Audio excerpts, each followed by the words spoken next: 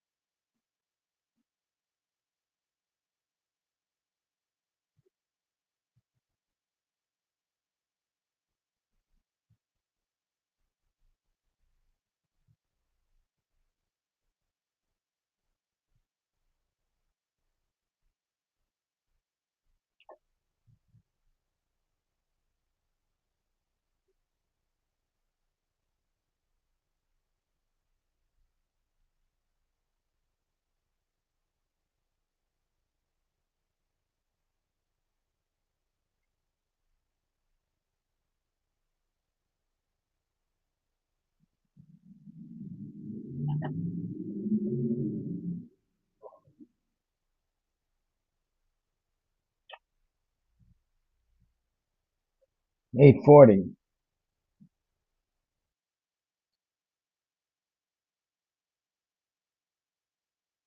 Good evening, everybody.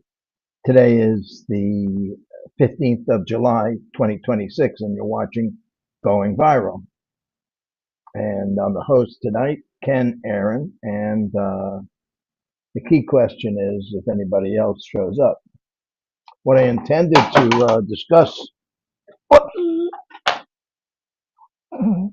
what I had, what I had intended to discuss tonight in a friendly manner was what's the future look like for uh,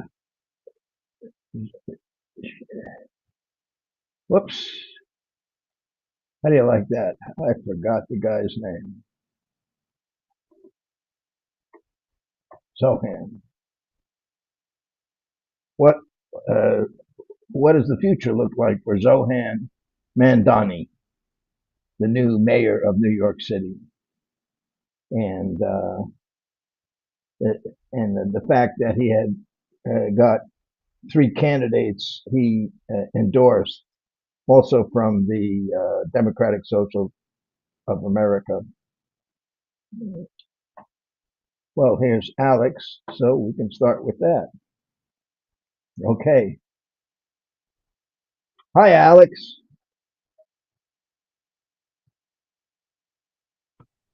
There you go. I see you right there. Oh, you got a haircut. Yeah. Wow. They look so totally different. Oh, Well, I know you don't think so, but okay. But you don't see yourself that much. So, what's new over there? Are you in New York or Athens? no, I'm in New York. Wow. Okay. Oh, I'm in New York also. That's right. Yeah, oh, Ken. I know. I feel We haven't like seen I'm you at in the Los. diner for a while, but Yeah, I feel like I'm in Los Angeles, but I had an interesting day today in Manhattan, so it's good. I enjoy walking the streets in Manhattan. That in itself is an adventure. So, because of all the other people that are walking the streets in Manhattan, and a wide variety of personalities. You know. So what's new in your world? What are you doing now? Are you doing teaching courses or attending no. class? What are you up to? Uh, oh, Yep. What? dealing with stuff. I mean, what I was saying about, selling a house we have upstate, Oh, finishing I that didn't know you in had. Where is that near? the Catskills. In the Catskills, right? What's the name of the city? What's the closest city It's up well, there? town Stamford. Stanford, huh? It's not near where the Saratoga, is it? Now Saratoga's further north. Oh, okay. So you're down around close to West Point. Uh, I mean, a little bit north from that. Yeah. Have you ever been there? West Point, yeah.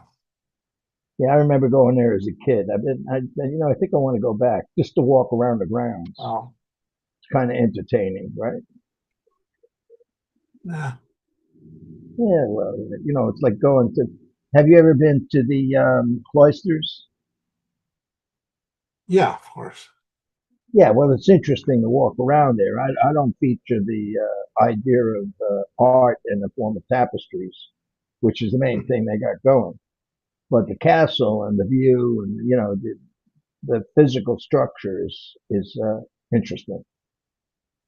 You know, Yeah, that's what I find, and the fact that it was brought in from Europe and so forth, and it's a place to go. That's all. But I don't didn't really appreciate what they consider what they're displaying. Some people really like that. I admire the effort. When you think about it, you want to try and make an aesthetic painting, and then you add the complexity that's got to be woven. That's quite a challenge. But I don't find the product usually don't find the product too exciting. So I feel that way about West Point. It's just an interesting place to visit. I don't really remember much of it. I'm sure they had a lot of cannons, cannons overlooking the Hudson, probably, you know, part of the military. There used to be like 100 retired battleships, kind of like parked in the Hudson up there somewhere. I think that's gone. I don't know what they did with the ships, but I know I saw them at one point in time when I was younger. Do you know about that? That it was like a graveyard for World War II battleships. no, You never saw that? no. Okay. All right, I'll get a picture of it. So I had picked as a topic. We'll see who pops in, but I think that some people will be coming about Mondani, Mom uh, Dami. Mondani, right? Mondani. Mondani. Yeah, and there's just what's his future look like politically? Not so Oh, much, not so much what he's doing, whether or not it works for New York. It will or it won't. But no. the broader aspect of coming into reality as a candidate for probably for uh, national impact, not just state level. You think that that's building up with the DSA based on what he's been Oh, doing? we'll see. I mean, it's too early. It's too early.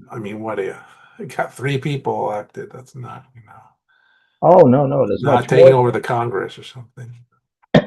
Well, yeah, yeah, but I was going to include it, but I think there's at least 18 different elections or polls or something where the DSA candidate is ahead of the Democratic Party candidate in primaries around the U.S. And but I couldn't when I looked it up. It was well, it's not. It was confusing to see it, but you know, I'll pull it up and maybe you can analyze it. Uh, let's see. How do I do this? I gotta share it. Okay, first I gotta go get it, and then I can share it. You just give me a moment or two. Okay, there we go. This.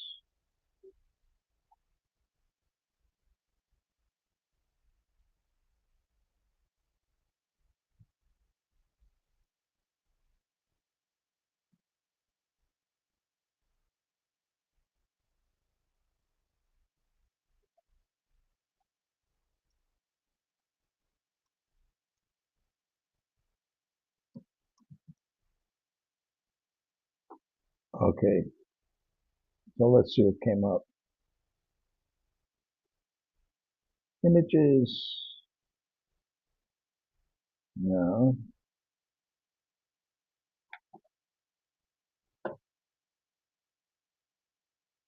Okay.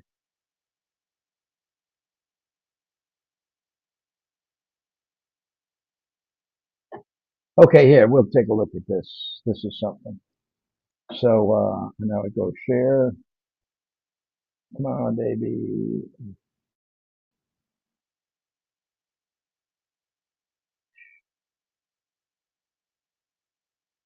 Oh, there it is. Okay.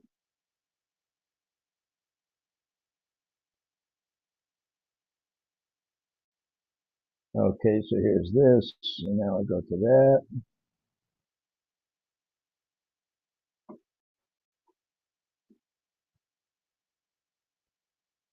I don't know. Can you see that? You see anything? Do you see this spreadsheet? Let me go back. And here we go and say share. Go to advanced.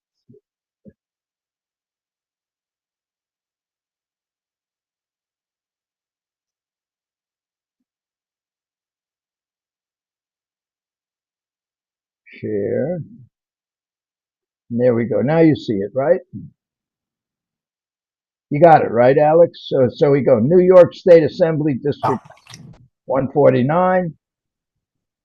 He's got 49% of the vote. And in a different county, District 15, Joe Bennett won with 61%. U.S. Congress, some person with a funny name, Chevalier, defeated incumbent uh, Espaliet, 49%. Read all. So here's all these wins that DSA has had. See?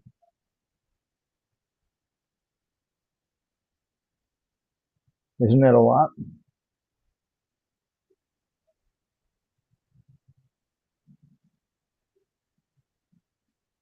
Can you talk? Can you? I don't hear you now. Let's see.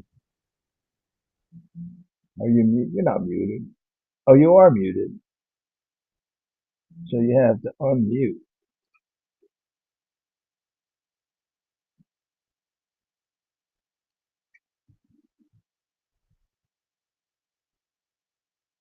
Where did it say on you? Boy, everything shrunk down a lot. There you go. Okay, so you saw that. Let me shift Yeah, back to that. Here, you see this is on the screen, right?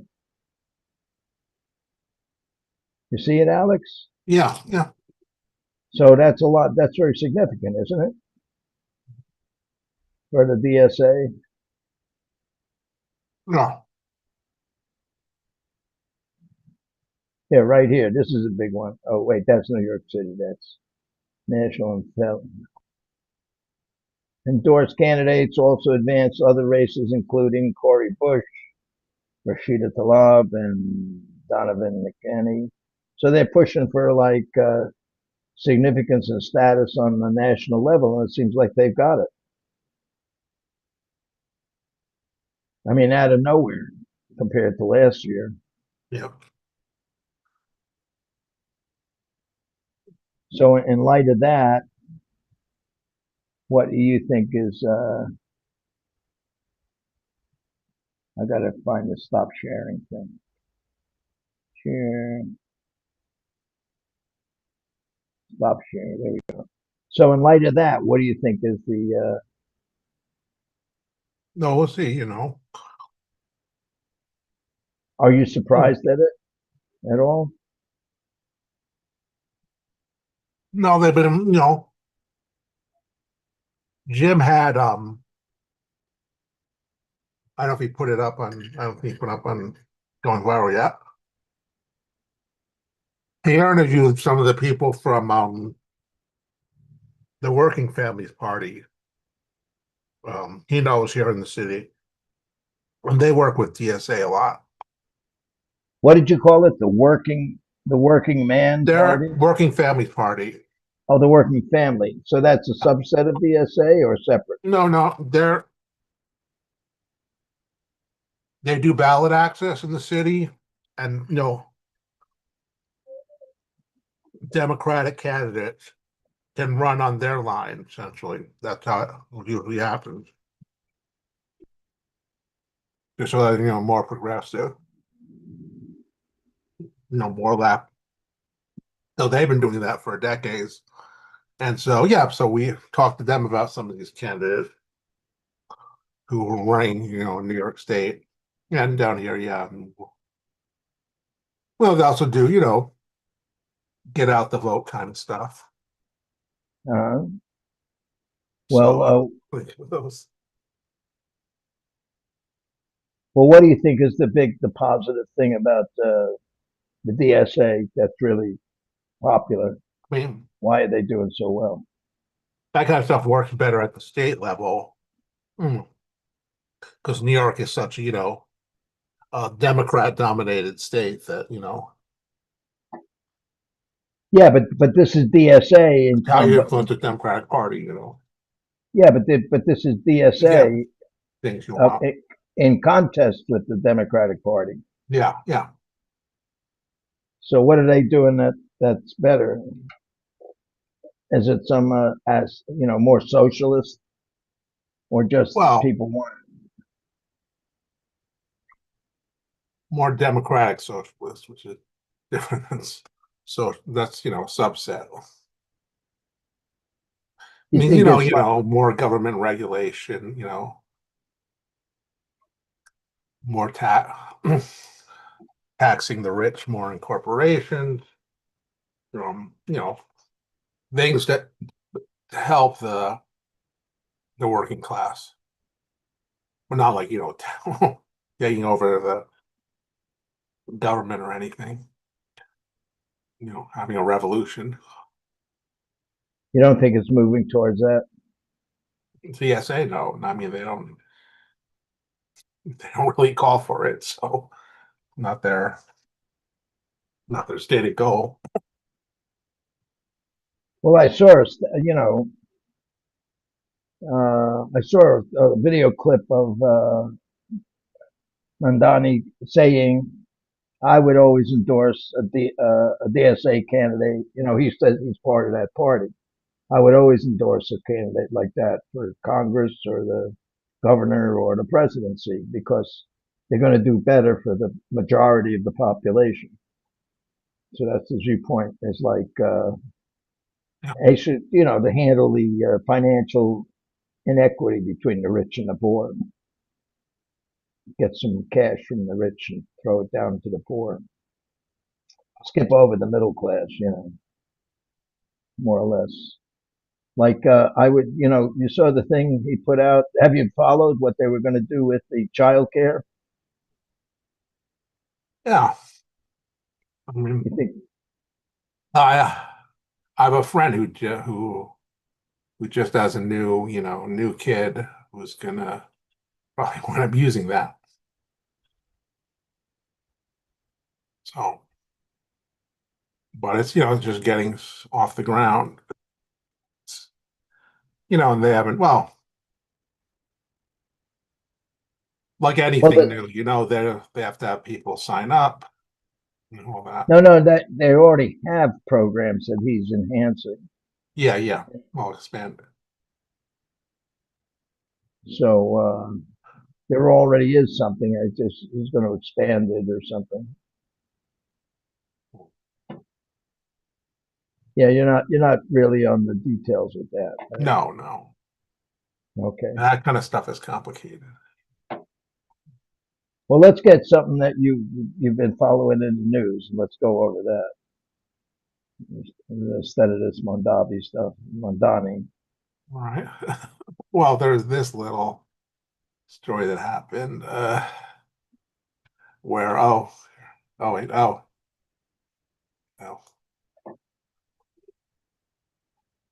these guys, yeah, we're in New York here. So this is, yeah, mostly MAGA people are not, well, that whole thing, but it's kind of funny, yeah, just how people obsess over these little cultural issues. So yeah, so they're objecting because yeah, oh yeah, they did, you Oh, know, the thing one of about those little. like like a tourist maps identifying different immigrant neighborhoods.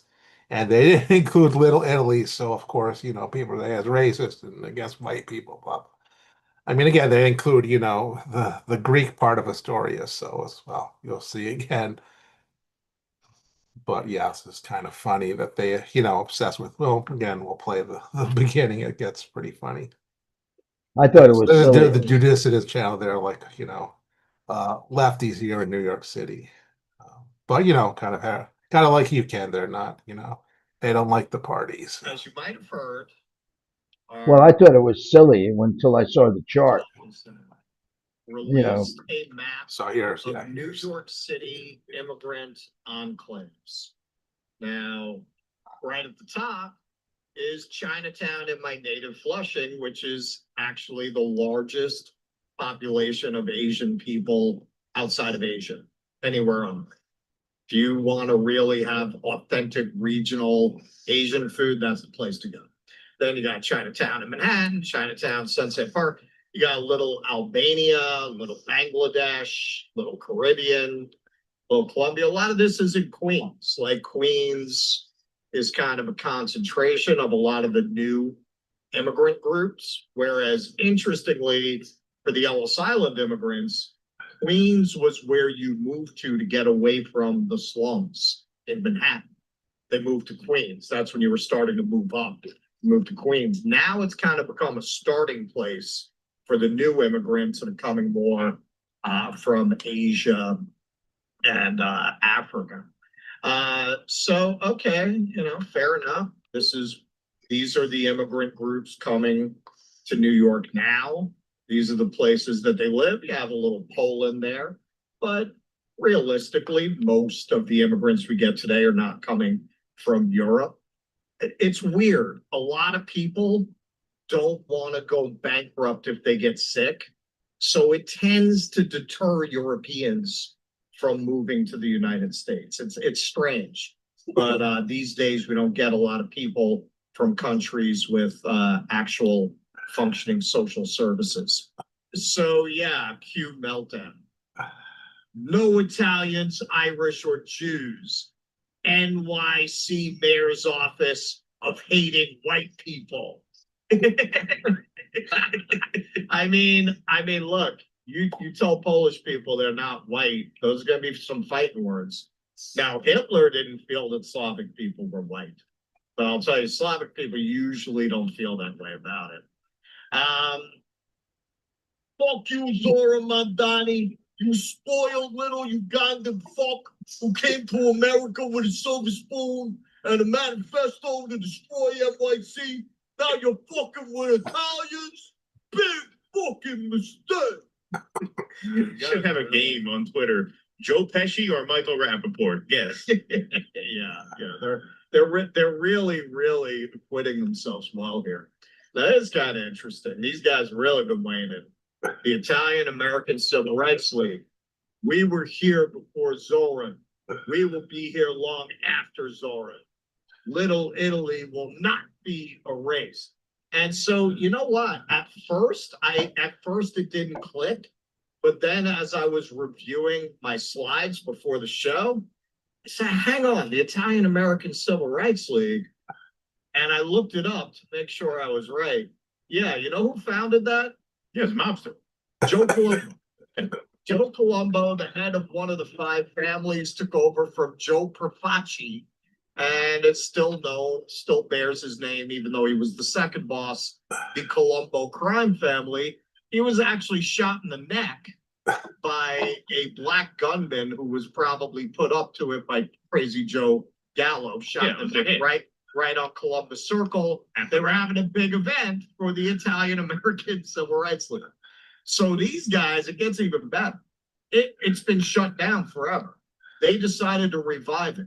So they intentionally decided to revive an organization and keep the same name of the organization that was founded by a mob boss, basically to use it as a smokescreen, because this is the birth of identity groups. This period, late 60s, early 70s, it's the birth of the hyphenated American. So Joe Colombo decides this would be a good way to get the press and the cops off our back. We claim that when they talk about the mafia, it's anti-Italian discrimination. Katie Zaccaria. It's gonna be the Italian Americans who save NYC from the communist takeover of NYC. The 5 boroughs just woke up. Sounds like fucking Vinny Paparino. This one. The 5 boroughs just woke up. Yeah. Well, you know what? After you guys wake up, you better get on the Long Island Railroad, because all your fucking cousins moved to Long Island 50 years ago. You better go out there, get them to come back to New York and register as voters here. They don't live here anymore. Out there. Yeah, they don't live here. Dave Rubin, you notice how the Zionists are always behind these things? They're always behind it. And when they're not directly behind it, they co-opt it. But they're pretty much behind it in this case. Dave Rubin. The Italians, Jews, Irish, Greeks, Puerto Ricans, and all other real New Yorkers are slowly forming old school pact to save NYC. Well, yeah, no. Those groups have always gotten along very well. There's never been any tension between Puerto Ricans, Irish, Italians, none. You don't at all sound exactly like the people who discriminated against them and against your people, actually. You don't at all sound like that, right? There were groups that were here before those groups that didn't want these groups coming in. You know that, right, Dave? A reasonable request, but an unreasonable fiction. So, not to be outdone, Barry Weiss's fake newsletter here. She got $250 million for pushing propaganda for oligarchs. They did a piece on this. Why? Well, because the Zionists saw there might be some advantage in pushing this story. Hi, this is William McNulty, head of mission of White Stork. You a year. You are not a New Yorker. You have no clue. I'm Isabella Reggi, and today we are here in Little Italy asking the locals how they feel about one of the oldest immigrant communities, Little Italy, not being included on Mayor Mondani's immigrant enclave map. I don't consider you to be my mayor. I think it's disgraceful for what he's doing. He's got to be fair to everybody, and he's not fair to everybody. It's not fair to the Jewish people, which he makes everybody notice he's not fair to the Jewish people. He's not fair to the Irish people, and now he hates the Italians. For what reason? What do we do to them that he should hate us? They always sort of pushed us to the side. But in other words, Little Italy, they take care of their own problems. and he's pushed aside. And I think it's about time that Pushed to the side. What the fuck are you talking about? Little Italy until the mid-90s was overrun by the mafia. What are you gonna pretend that's not the case? Oh, they gave you attention. They gave you attention from the feds. Hey, fuck you. I'm a new subscriber. I found this new Substack for the free press. Benny, you ever hear this? Been reading, I've been glued to that. I can't put that down. I read this column by this guy, Michael Schellenberg-Stein, whatever the fuck his name is, talking about how postmodern colonial theory is a byproduct of elite overproduction. It fucking blew my fucking mind. You gotta read this fucking shit. You get the idea. Yeah. So again, so this is one of these things being a Mamdani that I guess, yeah. I mean, I don't Yeah. think this is gonna do much to, you know, him, freezing the rent is probably winning him a lot more, support and votes than, whatever Italians are gonna be, annoyed. And yeah, like they are alluding to, I mean, Little Italy, not like Little Italy gets a little, press essentially. It's still, whatever the San Gennaro Festival every year. And, well, also people in our New York, I don't know if you walk down there, Ken, but, Little Italy is tiny now, and it's basically, it's not like it used to be. As most of my friends say, it's the food is crap essentially. It's just all this kind of Italian food for tourists basically. So it's like maybe really like 2, 3 block area, 4 blocks maybe, and I mean it's kind of got swallowed up by Chinatown basically. So and Have you been to these other ethnic areas? I went. I mean a We went. lot of them, yeah, but not all. Yeah, of course I've been to Brighton Beach. I've been all over the city over the years, but I I don't. mean I not can't get. necessarily like I mean I wouldn't if I walk through. Uh, like Little Ethiopia. I wouldn't necessarily know that, but yeah, I know, yeah, that like, yeah, like the area around Steinway, which used to be again, this used to be where all the Greeks were. That's yeah, a lot of Egyptians there, and and from other people from other immigrants from other Muslim countries. So, and that's of course um, Mamdani's city council district. That's where he got started in politics and story there. Yeah, so I mean, again, it's like you can see the map again. It's like there, if he were to indicate like every single, ethnic enclave in New York City again, it'd be 500 different ones, And I mean the whole thing about, yeah, well, about always not, well, indicating the Jewish neighborhoods. Well, unless you're talking about like Crown Heights or the areas where a lot of Hasidic Jews. Of course, Jews are all over the city. They're about, I think, still about 1/4 of the city's population. So it's not again that there aren't Jewish neighborhoods. Just yeah, Jews are everywhere in the city. So it's like what neighbor it used yeah.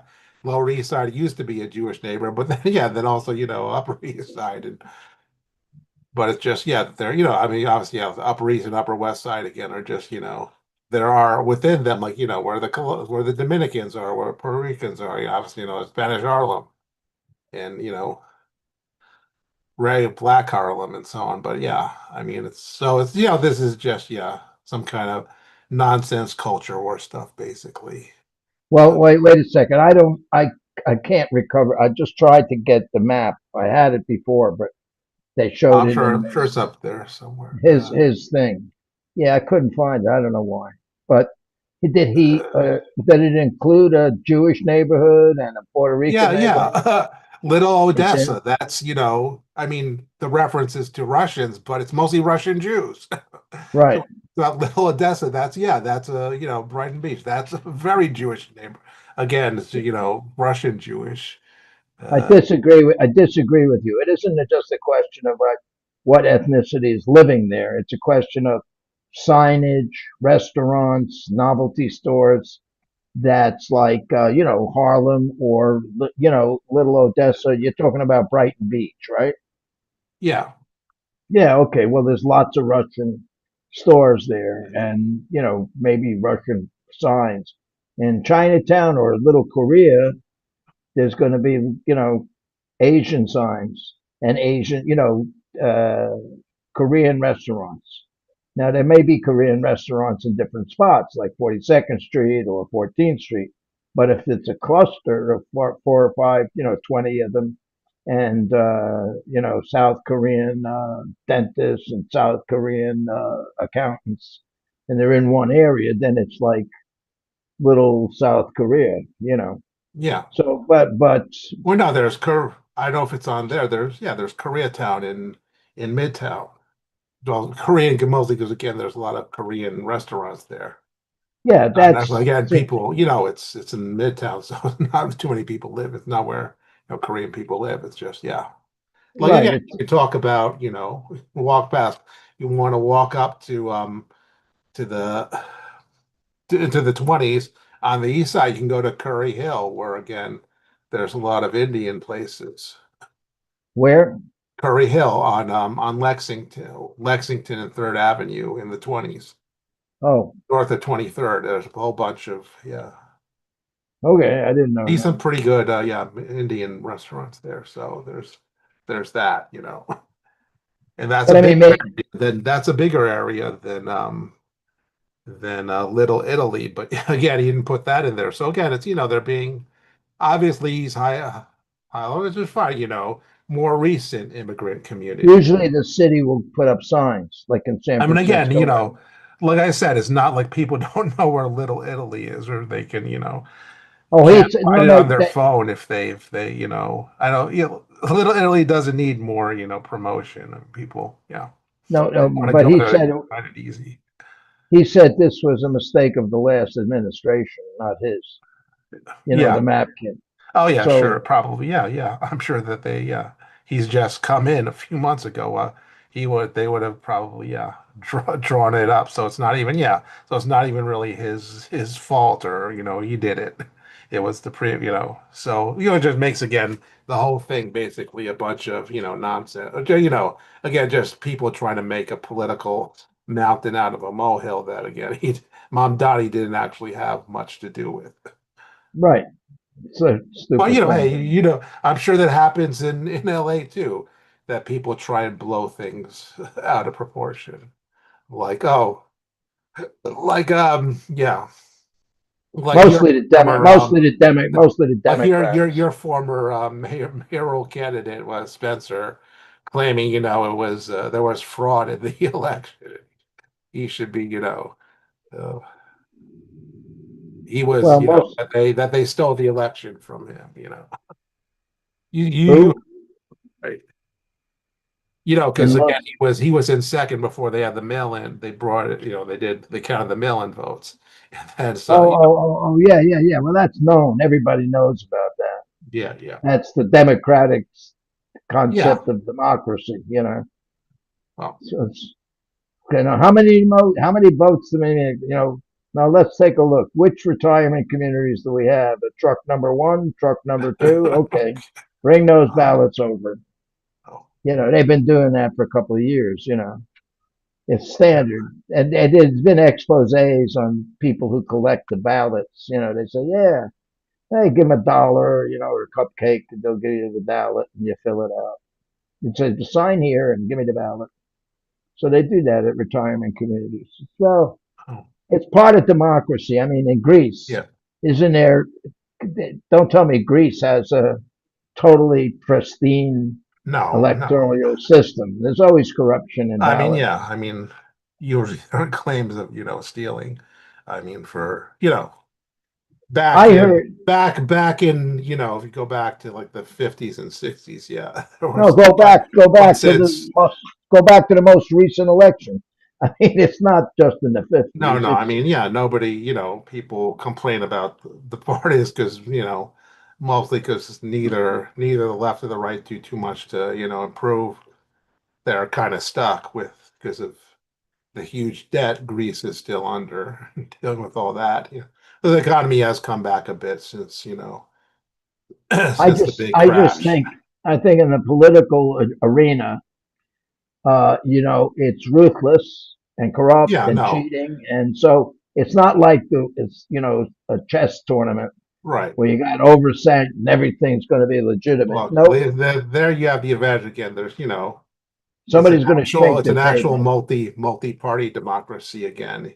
You don't Yeah, just have the, like here, just Democrats and Republicans. That you mostly have to choose from. There are, it's a you got a parliamentary system. parliament. They have multiple smaller parties, including again, there's, actually still in the Communist Party in Greece is still elects people and runs candidates, and yeah, you can, Is that and they do the kind of thing. I don't know if they do this in LA at all, where like, just having been in Greece a bunch of times the past few years, you can see again, on certain days, like, yeah, the different party will have like a day essentially in like the local, local thoroughfare for whichever electoral district. So, so the different parties will have like, their own day or in central Athens where they can, kind of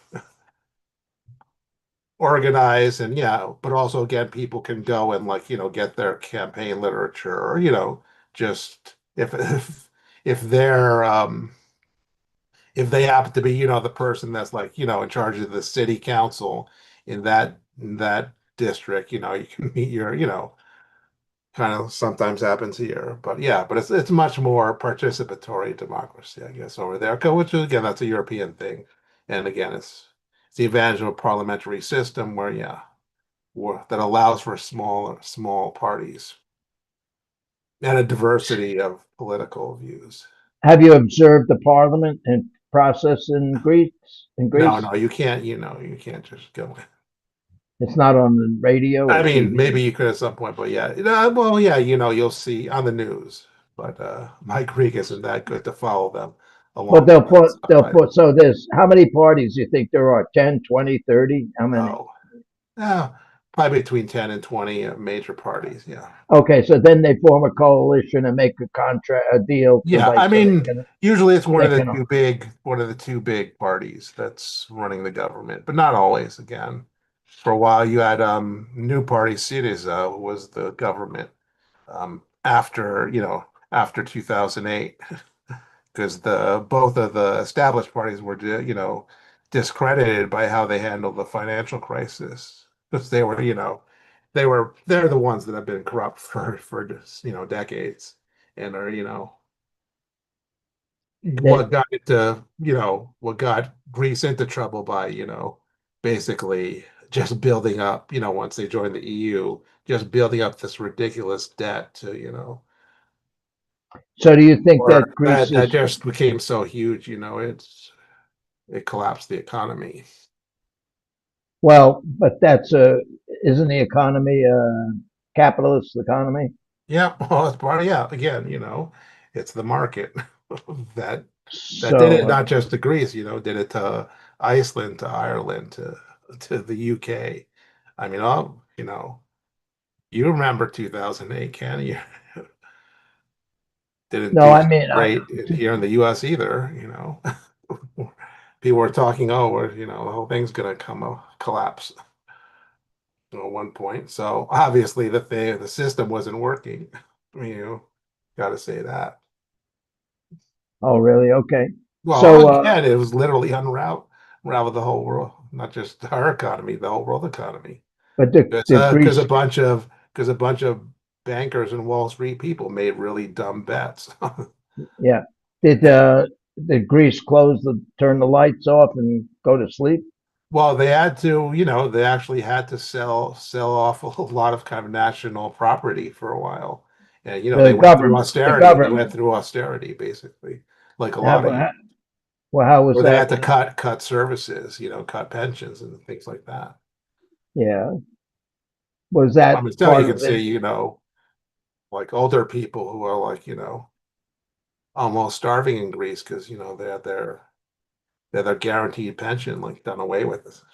And they don't have enough money, to buy food every week, kind of thing. Wow, what was the actual impact? What percentage of the population died from starvation? Oh, it wasn't, it's more, just like here again, the homeless population increased, the population that's the term food insecure, that they Well, do they don't get enough, in LA, the homeless are well fed. So I don't, it's not, you can't go that way.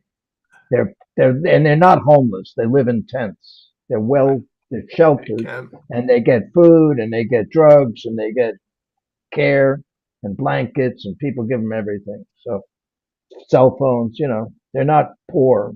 They're just living in tents. It's been a surge in camping out. That's one way to look at it. oh, You don't have to live in a house. You can live in a tent. well, it's And it's there's a easy to few. it's pretty easy to solve that population that problem again. Salt Lake City Yeah. did it by just just provide plenty What of did they do? I didn't hear. owner-occupied housing, and they just essentially. But the thing is of course it's cheaper than to wind up putting homeless people in jail instead, which is what No, wait a typically second. happens with most cities. I haven't heard of this. First of all, hi, Mike. I'm aware you're here. We are. So, what did they do in Salt Lake They did City? in Salt Lake City again, What did they do?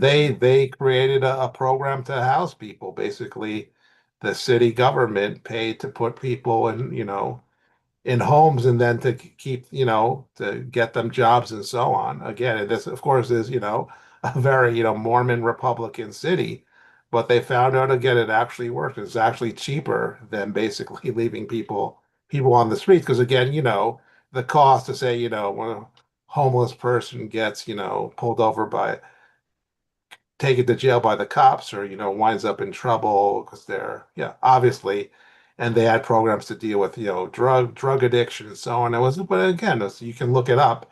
It was very basically fixed, pretty much, uh, fixed the problem of homelessness in Salt Lake City. But again, it basically was too successful. They of course discontinued it, and they don't do it anymore. But they essentially found out, yeah, if you want to solve homelessness again, just give people a home, and then they'll, and support. And it's actually again cheaper than just leaving them on the street, which, essentially that passes on the cost of, being homeless to everybody, to the taxpayer, because who's going to respond when you have a problem with a homeless person, or you can look at, let me look at it. Yeah. Yeah, I'm looking It's at pretty this famous. Yeah. I mean, to mental health and substance abuse. Mental health and substance abuse is persistent, it says. So, okay, I'm glad to know that they handling it by rehabilitating people, getting them to be positive members of society as opposed to just a drag and consuming. yeah, again, I mean, and people have known this for a long time, that yeah, it's cheap. It's cheaper to provide someone with, some kind of housing than to leave them on the street. Because again, I mean, in terms of cost to just to society, essentially. Because yeah, because again, especially because again, the cost of putting somebody in a jail cell for a year is a lot more than putting them in Mhm. an apartment. Yeah, But yeah. well, what anything you wanted to talk about, since we're kind of Oh not well, yeah, talking yeah, yeah. about Mike's much. here. I'm gonna play this. No, this is an issue. I'm gonna play this one thing. Just give me a second to get to it. Uh, let me play this one thing. This was interesting. I don't even see the whole thing, so just let me give it a shot at it. Okay, come on. How do I get to it? Wasn't there another one up in here? There we go. Whoops. Okay.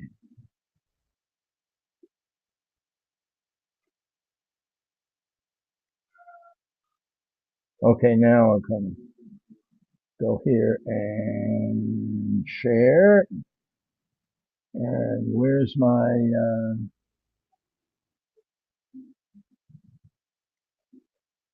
I think they changed my interface. I don't like when they do that. Screens, files, more. Let's see. Well, while you're doing I that, got it. has anybody Yes, noticed has anybody noticed that we've that the skies are a little smoky in New York? Yeah, yeah. yeah. That's Canada's fault. Well, Well, it's it's Canada's way of saying "fuck you" for the tariffs. But no, actually, did you happen to notice that? Ken, you've been alive at least as long as I have, and do you remember 3 out of every 5 years having this problem Where in New York? anywhere? No. Oh, we had it once in L.A. Fires up in Northern California. Yeah, My wife once. once. Yeah. Yeah, but this is Why? becoming pretty steady, so I think it does say something about climate change, Yeah, if doesn't you it? like. I Yeah. don't know. Okay, You well, could go put. on with your topic. Just Yeah. thought So I. let me share this thing, and I don't know. Can you see that? You see Yep. that? Okay. So let me get back. This is Mondani. I like to call him Madman Donnie. It's easier for me to say. Mom Donnie. Zoran Mom. Mam. It's Mamdani. Mom Donnie. Okay, let's hear if it's. Wait. You've made inflammatory statements like calling Israel an apartheid state and questioning its right to exist as a Jewish state. Just this week, you were evasive with a reporter about condemning Hamas. Given New York has the largest Jewish population outside of Israel, why should voters who see this as a moral red line trust your clarity and judgment? Well, I really appreciate this question and an opportunity to just clear up, I think, a number of misconceptions. First and foremost, you're right. I am running to be the mayor of the city, and this city will be the focus of my administration, ensuring that we make this a city everyone can afford and everyone knows that they belong to. And also, millions of New Yorkers, myself included, care deeply about what's happening in Israel and Palestine. And so to be very, very clear, of course I condemn Hamas. Of course I've called October 7th what it was, which is a horrific war crime. And of course, my belief in a universality in international law is also the same set of beliefs that have led me to describe what's happening in Gaza as a genocide. Because what we see is a war crime being answered with war crimes.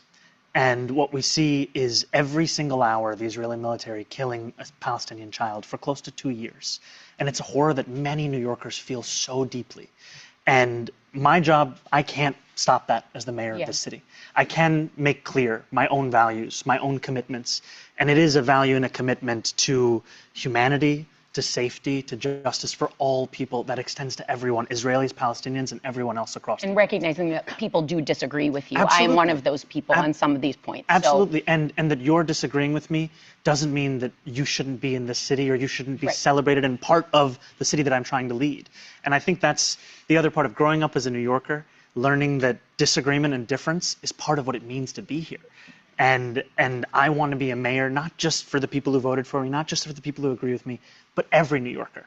And that means that if a New Yorker disagrees with me about Israel, I'm still fighting for them to make sure that they can afford this city, be safe in this city, and see the city as their home. You're running for mayor of New York and not prime minister of Israel, but you've made inflammatory. Okay, there we go. So he took a position on that. So that's kind of meaty. But there was one thing he said. I don't know, Mike or Alex, if you can verify this. He said, growing up in New York, did he grow up in New York? I know he was born in Uganda or someplace, and no, he he grew up. came Yeah, here. I He forget came. what year would have been, but yeah, when he He was came here. He came here when he was 7. I don't know, when he was like 10 or something. His dad got a job. Forget if it was at Columbia first, but yeah, his dad's a university professor. He got a So he job did grow up. here in He the did city. grow up in New Yeah. York. Well, Yeah. actually, let me make the point. He did not spend his formative years in New York. Go ahead. 1 through 7, certainly 1 through 10, or 0 through 10, are your most formative years. That's been established in psychological circles, etc. Childhood. However, he didn't say entirely in New York. So he spent some of his, let's say, less formative, but still somewhat formative years. He spent his teenage years in New York. So I mean, to start picking apart that statement, somebody could say they could say I grew up partially in New York, and just say I grew up in New York. Yeah, no, Whether or no, not he meant it partially, I wouldn't say that he was lying there. no, It's I just wouldn't either. Wait a minute. Let me interrupt. He went to Stuyvesant, didn't he, or Bronx He went Science? to Bronx Science. yeah. Okay, great. So that's it. He grew up in New York. Yeah, I wouldn't, that not his formative years, but when somebody says, they grew up in New York or something, no, they didn't grow up in New York like I grew up in New York or Alex or you. Yeah. But you can't. I'm put it this way: to start picking apart that statement, I Yeah. guess if she would have pressed him on it, he said, "Well, no, Right. obviously, the first I few years." mean, again, I But think at this point you've been more years in LA than New York, right? Or is that right? well, yeah, but he didn't grow up in LA. But the fact of the matter is, until you're 18, let's say growing up is considered until you're 18. So he Yeah. spent the second half of his Yeah. growing up years in New York. But I'm just saying to start picking apart the statement, and she could have said, "Oh, well, did you grow up totally in New York?" And he probably would have said, "Well, no, not totally. I grew up partially in New York." So I wouldn't pick apart that statement No, no, because no. I tried. I had forgotten that he went to Bronx Science. To yeah, me, yeah, you grow up. No, no, no. You grow up like from 12 to 20. You get your gunyats. You got a mm, breakthrough through. no, you grow up from 0 to 18. That's it. But Yeah, however, okay. I'm just saying that Yeah. yeah, Yeah. as long as in other words, if somebody said, "Ah, he's lying," no. No, no, no. Where He's did he not go to lying. college? Do you know where he went to college? I forget which university, Swarthmore or something like that. Well, that's Somewhere why He out. didn't go to Columbia, where his dad was teaching. So he went out of state. Out of state. Yeah, I think so. Uh, but you can't Ivy hold League. that against him either because yeah. Oh, it certainly can. I Well, actually, certainly you can. could if he had gone to Columbia, you could complain that he's just following in his dad's Yeah, sure. No, if he because went, if and he it went, he would have saved money because I forget if Columbia, if you're the kid of a faculty member, I mean, I don't know if you have no tuition, but they pay for wait a minute. Wait part a of it second. at Wait a least. second. Wait a second. He didn't study. He wasn't poli sci or chemistry or something. It was music. Um, Wasn't it I don't music or something remember. like that? No, All let me right, I can look see. it up. Oh, he went to Bowdoin in Maine. Okay. And what Uh, did he study there? It's oh, important well, because his yeah, this makes sense because he got a degree in African studies. there you go, Dad, African his studies. dad is his dad is an expert on that, so it kind of makes sense. Oh, really? Yeah, yeah. Well, remember, is the family is one of those Indian families that moved to Uganda. I think before Idi Amin, and then Amin didn't like the Indian population because they were a lot of the merchants and shop owners.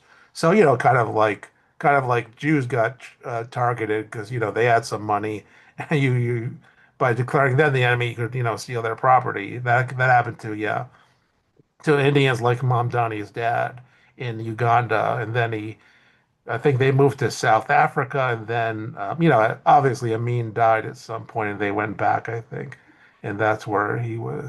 Ma, Mamdani, Junior was, yeah, So he got a degree in African studies, right? yeah, Africana studies, I guess it's technically, but yeah, it's African studies basically. Yeah, Well, it's not Well, you mean Africana African? studies because he didn't study just Afrikanas yeah, in yeah, the Dutch sense.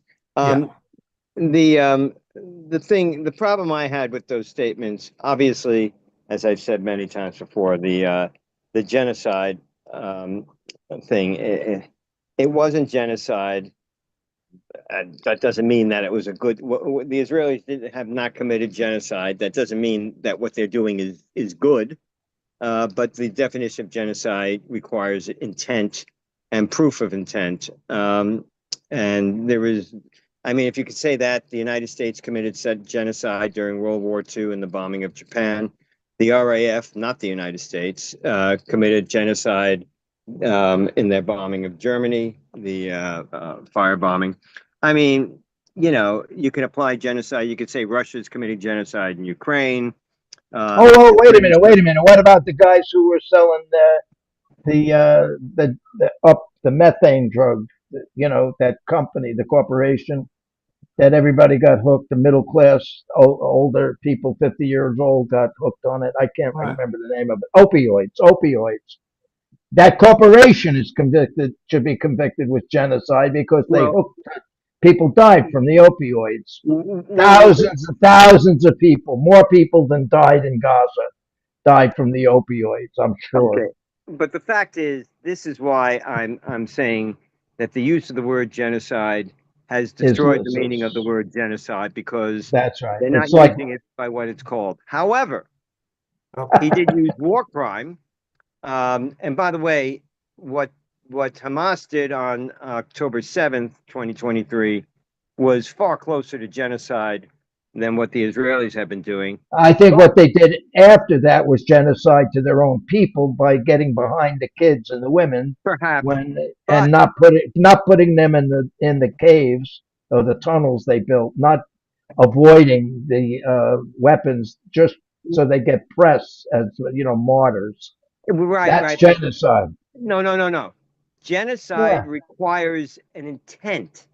So yeah, did yeah, they, and is there a proof that they intended to wipe out their own people? Is there, I don't even I mean, people are saying there is, but I haven't seen any proof that what Hamas did even on October 7th, which was far closer to genocide than what the Israelis do, but I don't even think there's any proof that that's genocide.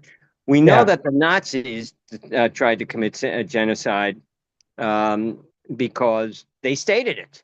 That was their intention. They actually wrote it down. You know, this is our intention to wipe out the Jews, at the very least, the Jews of Europe. There have been other instances. You might make the case, although I don't know how much is in writing, that certain administrations of the American government um, intended, in other words, I haven't seen the proof of that either, but they may have attempted genocide of indigenous peoples, and other countries might have done that. Certainly, have attempted that in the past. But the fact is, if you can't prove the intent, then yeah. it's not genocide. So somebody is either going to come up with another word. What Hamas did on October 7th was a crime against humanity. What Israel has done could be considered a war crime, but so could what the United States did over Japan during the Second World War. What just the United States just did to Iran, eliminating their leadership. Well, that's You know, not genocide. Eliminate. well, it's That's not murder. genocide. Not That's not not. genocide. It's not genocide, but it's a war crime. I don't know if it's a war crime. Well, I don't think there's a war crime in eliminating the leader of a country is a war crime. An assassination, is that a war crime? I don't. I mean, there are interpretations of it that could lead to that, but the fact of the matter is that in war crimes are committed all the time. Unfortunately, what I would criticize the Israelis, it's obviously what you can criticize Hamas or Hezbollah or even Iran. Well, certainly Iran using them as proxies, and certainly the Houthis, which are blatantly, well, they're probably the most racist of all of them, but and that's saying a lot. But what the Israelis did is, is what you might say Curtis LeMay did in the firebombing of Japan. He saw that the houses were wooden and that they would go up. They were, I wouldn't even go that far, but what Israel was doing was, well, put it this way, I'll give you one example. yeah, if you drop leaflets and say your hospital is being used, evacuate your hospital, it's being used as a headquarters by Hamas. Yeah, you've done, in other words, you, you could say, in other words, I would say that's not a war crime. If, in other words, if it's an important military target and you give people a chance to evacuate, reasonable chance. You can't evacuate a hospital in 15 minutes. But the fact is that if you give them 15 hours or a few hours or something, but there was one instance in which it might have been a local Israeli commander, whoever it was. There were 27. We'll put it this way: they saw a couple. I think it was two Hamas gunmen. Now these aren't leaders; these are just regular gunmen, and so they went and hit him, and they killed about 22 aid workers and just people milling around. Now that, okay, it's not genocide. I don't know what you call it, a war crime or whatever. But to me, that was a disproportionate. When I say disproportionate response, no, you don't sit there and say I'm gonna hit those two gunmen. They weren't. You had no. There was no evidence. Apparently, they were high-ranking gunmen. They were commanders, or they were about to do something. They were just trying to kill every armed Hamas person there. And they say, well, and they killed 20 others. Now, maybe they didn't intend to kill the 20 others, but this is what I would call, at the very least, a heavy-handed response. Okay, you're not going to kill every single armed enemy person, enemy, every single member of the enemy who is carrying arms. Okay, I mean, to say you're going to do that is actually, we'll put it this way, it's wishful thinking at its most polite. That's the most polite way to say it. But the fact is that at that point, that's the Netanyahu government. I said, whoever made that decision or gave, and there is command responsibility, whoever made that decision, oh, there's two armed Hamas guys there, let's just drop a huge bomb on it. All right. And by the way, that is not the way Israel has operated in the past. This particular Israeli government has basically removed a lot of the restraints that other past Israeli governments have self-imposed, that they imposed upon themselves. They were just saying, well, we don't care. So that that type of thing, I hold predominantly the Netanyahu government. It's not the Israeli society, the Israeli population, or the state of Israel, but it is this particular government, this present regime in the government, which I think is handling this in a manner that is beneath Israel's own standards. In other words, they've actually subverted Israel's own standards, the standards of the Israeli nation. So I would say, I don't. You can't call it genocide, whatever you want to call it. It's not good. It's not the way you do it, to me. So, yeah, I think the problem is that people have in other words, condemned Israel, made a blanket condemnation because of this, because of how they conducted the war against Hamas, the reaction to the Hamas to October 7th. They've done it in a heavy-handed way. They're not the first country to do it that way, but it is beneath the standards of the Israeli government. And was it necessary? That's just it. Was it necessary? Was it necessary to get those two armed gunmen? Was that, did the cost, did the value of the target outweigh the cost the the civilian cost there. And that's where I say, that's one instance I remember. There were a couple of others. No, you can't condemn everything Israel has been doing. Most of what they've been doing has been legitimate by standards of war. But it is indicative of, shall we say, the Netanyahu's government's attitude toward conducting the war. When, you start saying, let's get 2 Hamas gunmen, even if we got to kill 20 or 25 civilians. It's, I don't know. So I can condemn the Netanyahu government for the way they're conducting the war.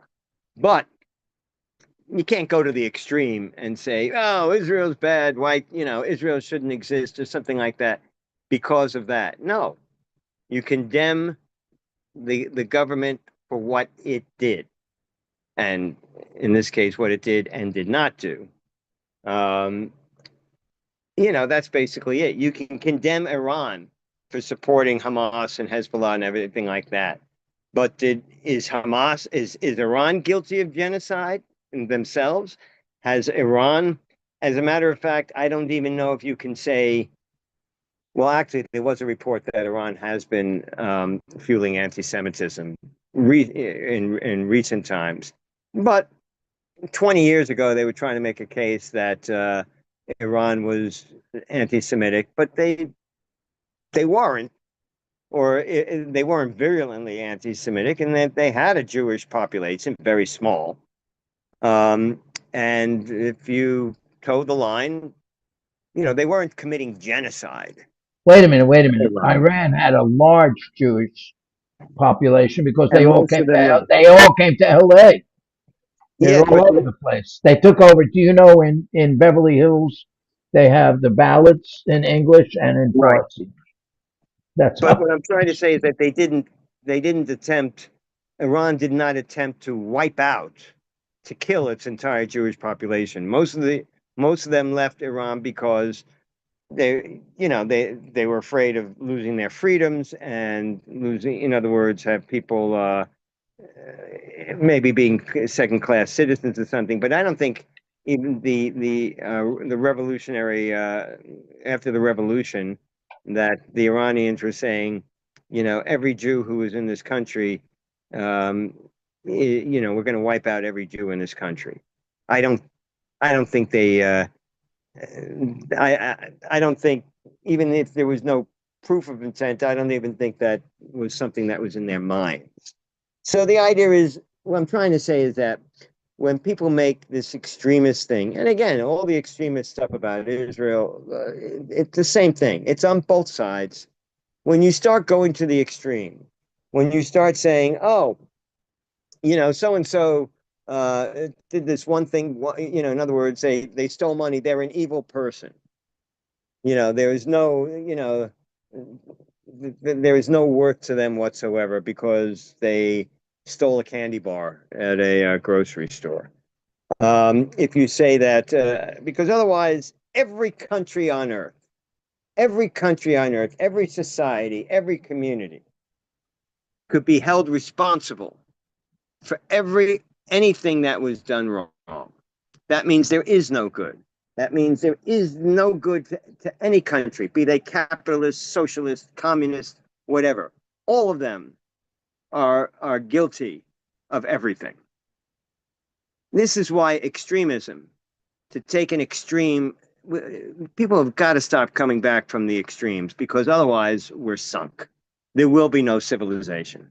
Nothing will exist. No capitalist, no socialist, no nothing. If you keep on going to the extremes and carrying everything to the extremes, then there is no middle. And if there's no middle, there's no entity.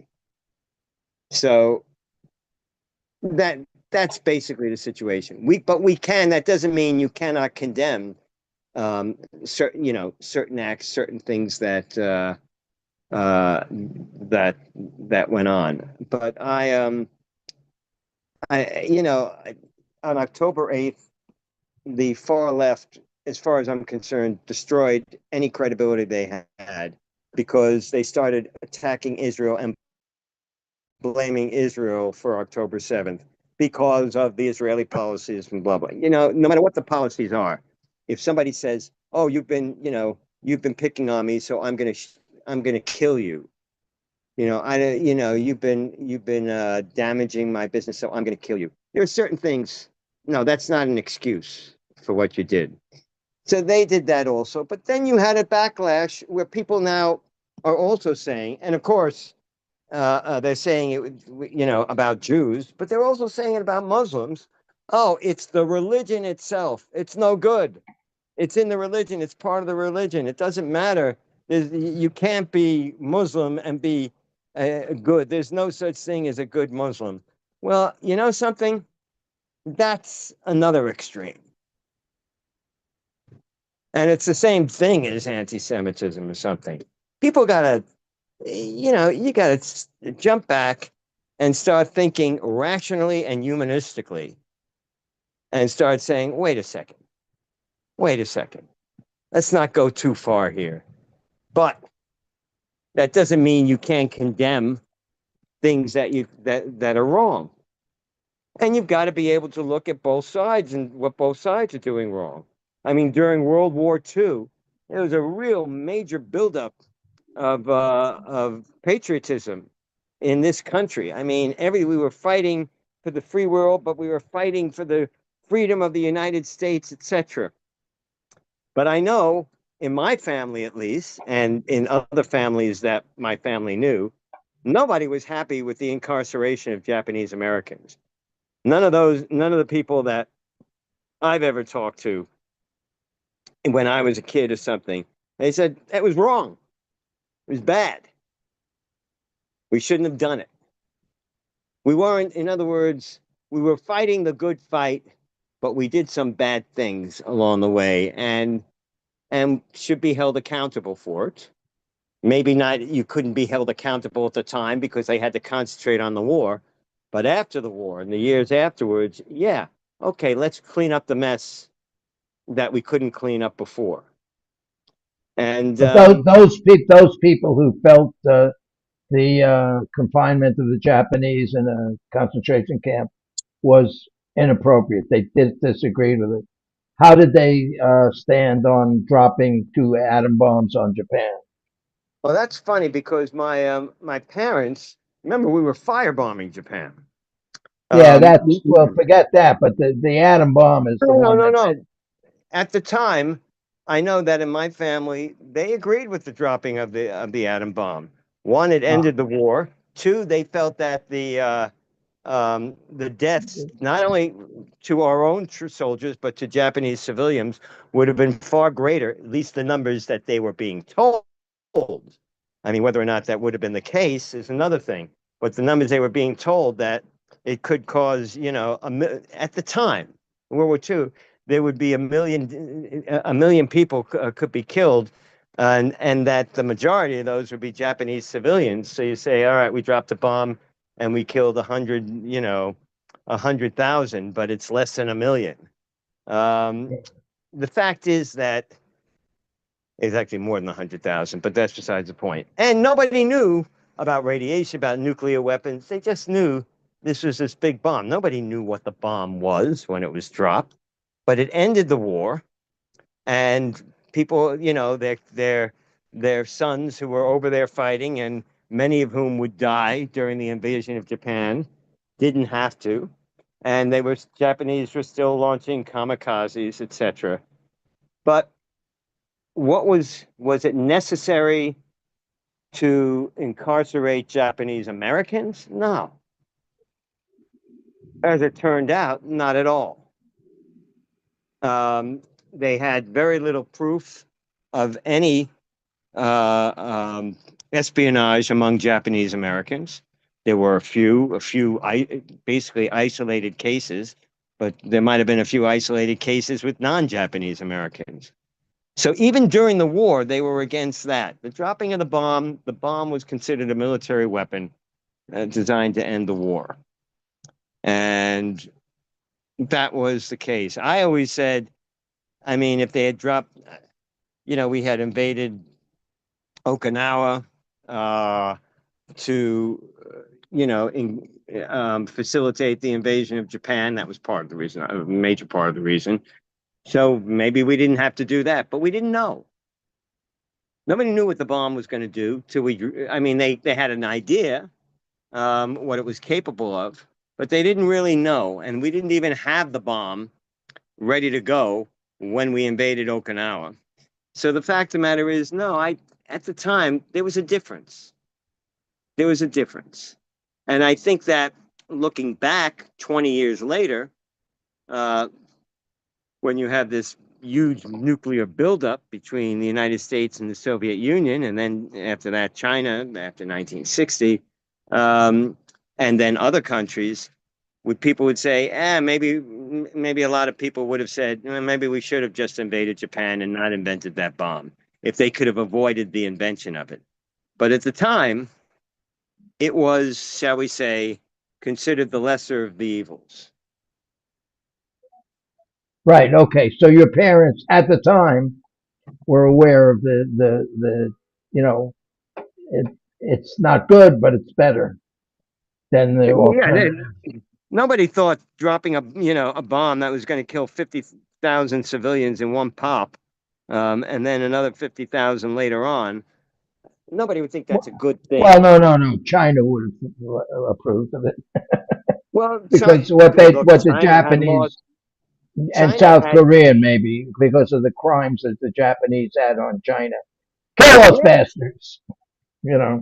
They might have said that, but something that doesn't condone. I mean, if after the Holocaust in Europe, 6 million Jews, if they came and said, okay, you killed 6 million of Jews, we're going to kill every single German civilian that's left. No, that's not the answer. Well, the Russians killed a lot of German soldiers unnecessarily. They killed a lot of German civilians also, but okay, but the Russians, there you go. Yeah. However, but the fact because of what the German population or the German army had done to Russia, they built the German up. Army had done severe. It was like almost another kind of Holocaust against Soviet civilians. Many of whom were Jewish, many of whom were not. But the idea is, I mean, Stalin killed a lot of them, but you know what? The Germans killed, I would say, a good 10 to 15, minimally a good 10 to 15 million. Soviet citizens, not all Russians, some Ukrainians, some Georgians. But the fact is that, it was a brutal, and that was a crime against humanity as well as the Holocaust. And what the Japanese did in China was a crime against humanity. Yeah. So, and the Japanese, by the way, still have not fully apologized to China. They have still not fully apologized to China. So China's attitude towards Japan is understandable because the necessary amount of remorse is not there. They've kind of apologized and kind of done that, but not to the degree Germany has, let's say, at this point. Germany has. I'm not aware of any consolations that the Japanese did to China. Right. Maybe they paid them reparations of some kind, but no, they still hate them. Yeah. Not So, after like 5 generations, a Chinese guy likes a Japanese girl and they get together. That's fine, but there's a whole they hold on to these things because of the torture and experimentation and everything else. Yeah, but again, you don't condemn the entire population. You mean, yes, you're saying you don't think you should. But Well, no, I mean, but the question about whether or not there's a part of the population that does. There's a part of the population that can be motivated with propaganda or educated to be resentful of Muslims, Jews, blacks, Puerto Ricans, white men. Yeah. You know, But you can't condemn after everybody. all, we're white. We're white. We're privileged and prestigious and evil, and the only people that are really racist is white males. You know, Oh, so okay. But this is what I'm trying to say is like, yeah, is an extremist thing. First of all, yeah, most people who are talking about white privilege and certainly when they're talking about white supremacists and the theories of white supremacy, um, they're not saying anything white is no good. Most no, people are no, saying they that. want that. That's what they want. Well, no, not everybody. No, I This know. is what the far right is saying. Oh, what they want, they just want to wipe out white people or something. I have to tell you something. Maybe Yeah, go there ahead. are people that say that, but I have not spoken in my experience to anybody who talks about white supremacy or white privilege that says, yeah, everything white is bad. I haven't spoken to anybody like that. Now, maybe you have. I don't know, but no, the whole idea of, I mean, I've spoken to people that say, look, there is something called white privilege, which means if you're white, you are, um, in other words, on average or something, even on average, you don't suffer, you're not threatened as much as if you're black, let's say. So if you're black, you can be, there's driving while black and things like that. And there is an attitude towards that a white person is at the very least less likely to suffer. Uh-huh. So they could say, however, the people I know who say that, and I agree with them, but the idea is the people who say that never say, oh, well, you're white, you're no good. No, they said, count your blessings, basically, and help us out. But that doesn't mean we want you to be more threatened. We want you to suffer more. No, we just want to suffer less. That's all. Oh, We want you to yeah. say, be aware of let's say, the luck you've had um, in this society, and try to pass on some of that luck to us. It's so this whole thing about you know, oh, they're trying to get rid of the white race or something. First of all, I don't even know what a white race is, but the idea is that they're trying to get rid of, white people or something, or diminish white society. I'm going, no, man, they're not doing that. And second of all, in the United No, States, we're not supposed to have a a white society or any kind of society. We're supposed to have a society in which everybody is a part of it. It's called the okay. American Society. I'll tell you one thing. I'm just going to slip this in. I know I've been running at the mouth. I apologize. But Oh, it's um, okay. there's one story.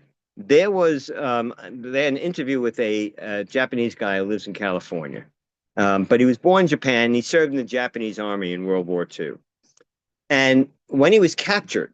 He didn't try to kill himself or something.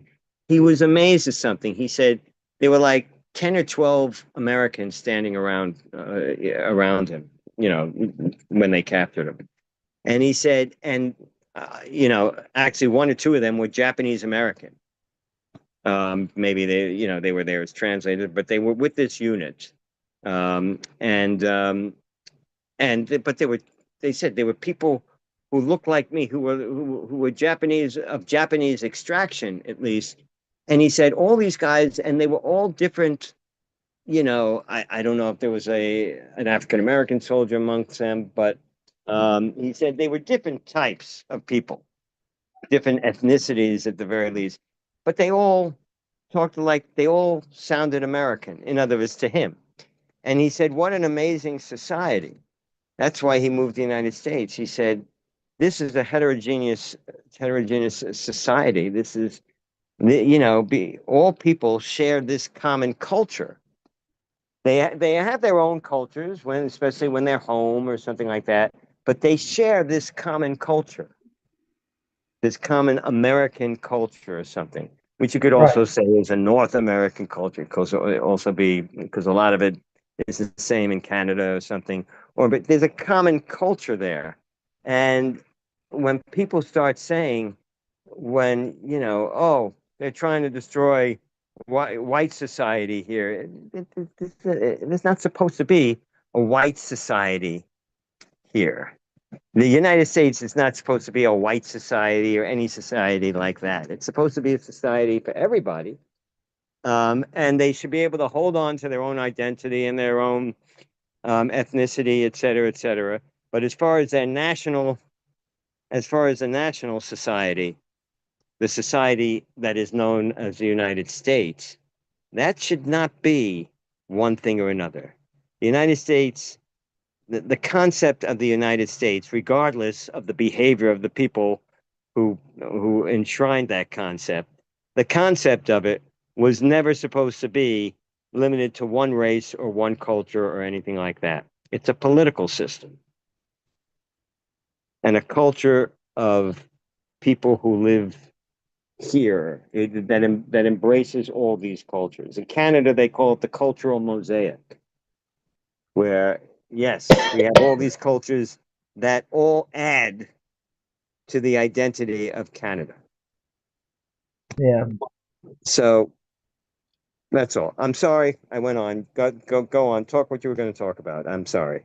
I wanted to go on. Yes, I wouldn't disagree with you. I mean, but it's one thing about the way people should operate, and maybe some people do, but then there's the factor of other people for whatever reasons operate differently. But the one thing is, I've always rejected this concept that I thought they were exaggerating, that there's been an increase in Jew hatred. They call it anti-Semitism. I don't know why, but I think, I say, oh, come on, get over it. Yeah, so what? Who gives a shit? Somebody calls your name. So you call an Italian guy, you make him a funny name, hey, Vito or whatever, greaseball. So, and so that's normal in life growing up. You get that kind of a thing. It's not a big deal. But I But it's think a bad thing. there has been an increase. No, nobody has to worship any culture. They don't have to say, oh, I'm respectful and I worship your culture. You could say, no, these people stink. They waste too much money on food. You could say whatever you want. It's a free country. You don't have to like everything. So, but the thing is, Don't have to. there's an insanity going on, which is like illogical. There's two. What this one is, uh, Zionism is wrong. The Palestinians deserve to have that property. So what are they talking about? It's just come up with an Arabic name for Zionism, and that's what they're advocating for the people who live in Gaza.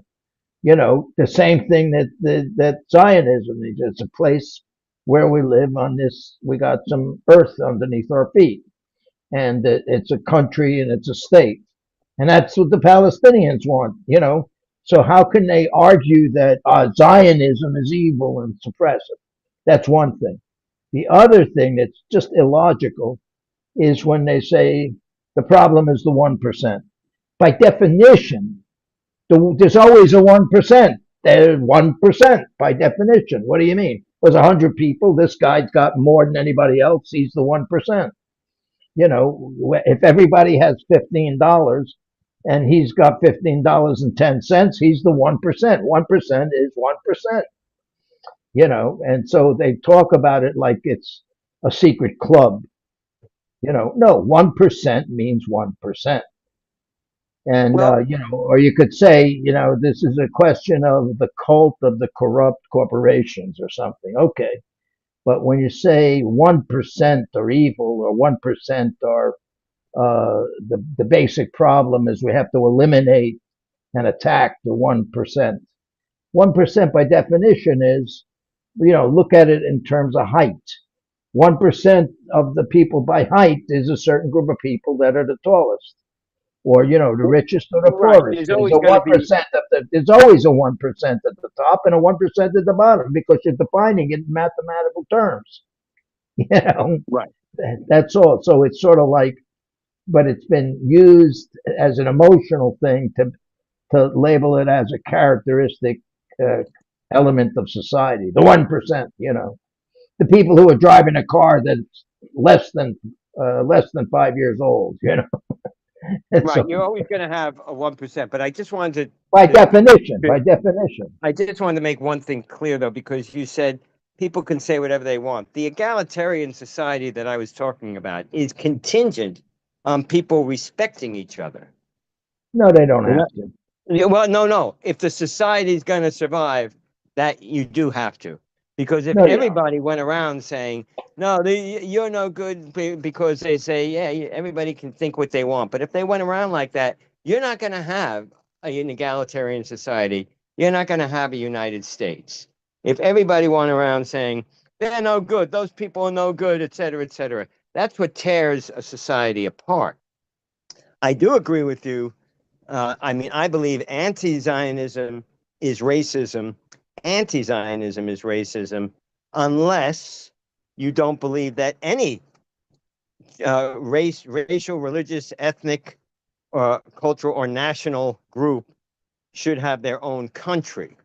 If you believe that no country should be based on anything like that, so that no Muslim countries should exist, no countries based in any type of Christianity, that none of that should exist, then you could say, okay, anti-Zionism, you're not being racist because you're saying, I don't believe anybody should have that. There shouldn't be a Palestinian state either, because Palestinianism is a recent phenomenon, and second of all, it shouldn't be based on being a Palestinian. You should just have all these countries that operate without any regard to race, creed, religion, nationality, or anything like that. But and you're right about the 1%.